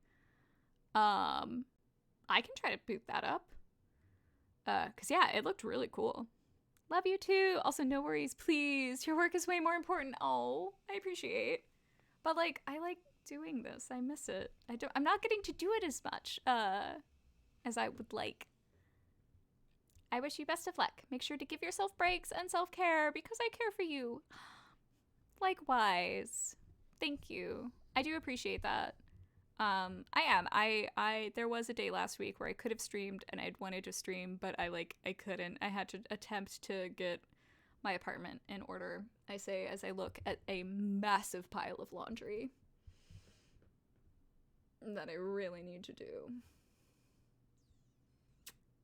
But we'll see. Oh. But yeah, you take care of yourself as well. Everyone, all of you. Self-care is important. You need to look after yourself. You just have to. Wait, where is this? Oh, it's home. I'm not sure how I got here. Good that I'm here though, right? Here in bed. Okay, wait, I remember now. I took a car. Everything's fine. I guess I did it then. I went out and did a thing. That was fun, I think.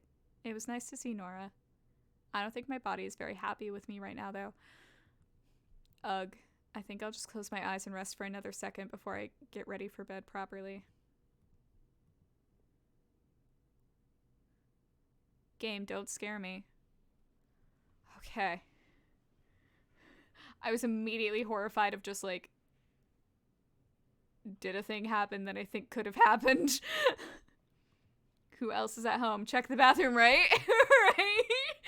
Same wavelength, just like, what do you mean, where are you? What do you mean, how are you in bed? What do you mean? Girl, don't do that. Don't scare me like that. That's too scary. I don't want to think about it. I do think, though, I'm gonna raid out here. I'm sorry. Incoming in 3, 2, 1. What? Wait, what happened?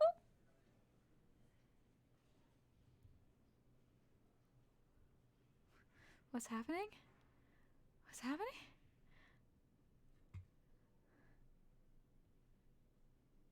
You didn't change the scene? Oh! Because I was gonna... Oh, okay. We were gonna wake up with someone. Oh, well, because it's saying Rainer's assistant meets me at the reception area with an impassive look. So I guess I'm fine. I guess I'm fine. Because I'm at, like, the office now. Like, Rainer's office. So I think we're good. I don't think we woke up with someone. I would be very scared. Unless it was Nora. I'm down for that. Nora seems cool. Ugh. We can be there with Nora. Yes. Guys, let's all implant dreams. Yeah. Let's plant dreams of waking up with Nora beside us and Sai's laugh in the distance. Oh my god. Positive dreams.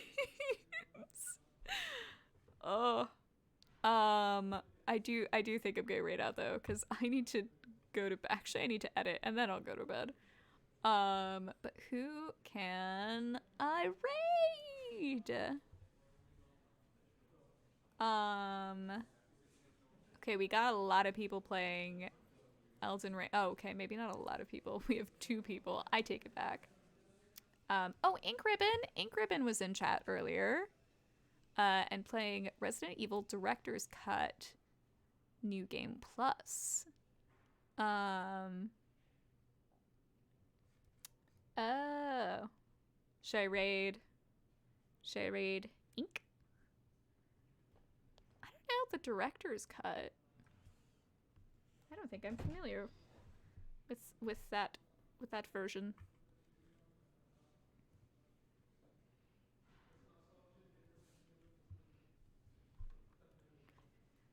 Melandini, I don't know what your O is, so I'm hesitant. Is that a good? Is that a bad? Should I do? Should I not? RE1? Yeah! Yeah, I haven't heard of Director's Cut before. So like I'm curious. That's not how you do it. That's not how you do it.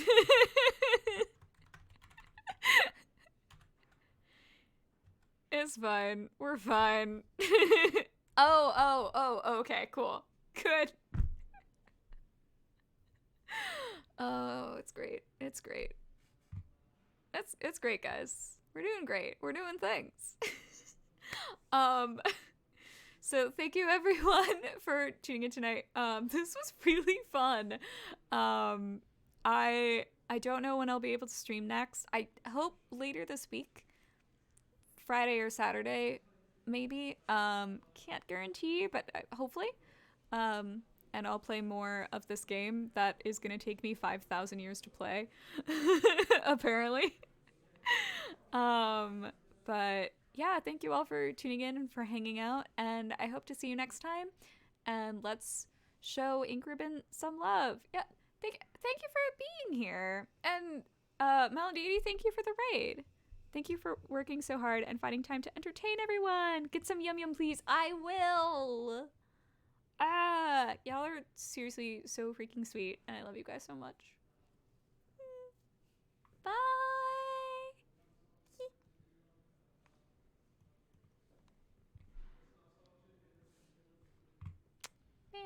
Man, everyone's the best.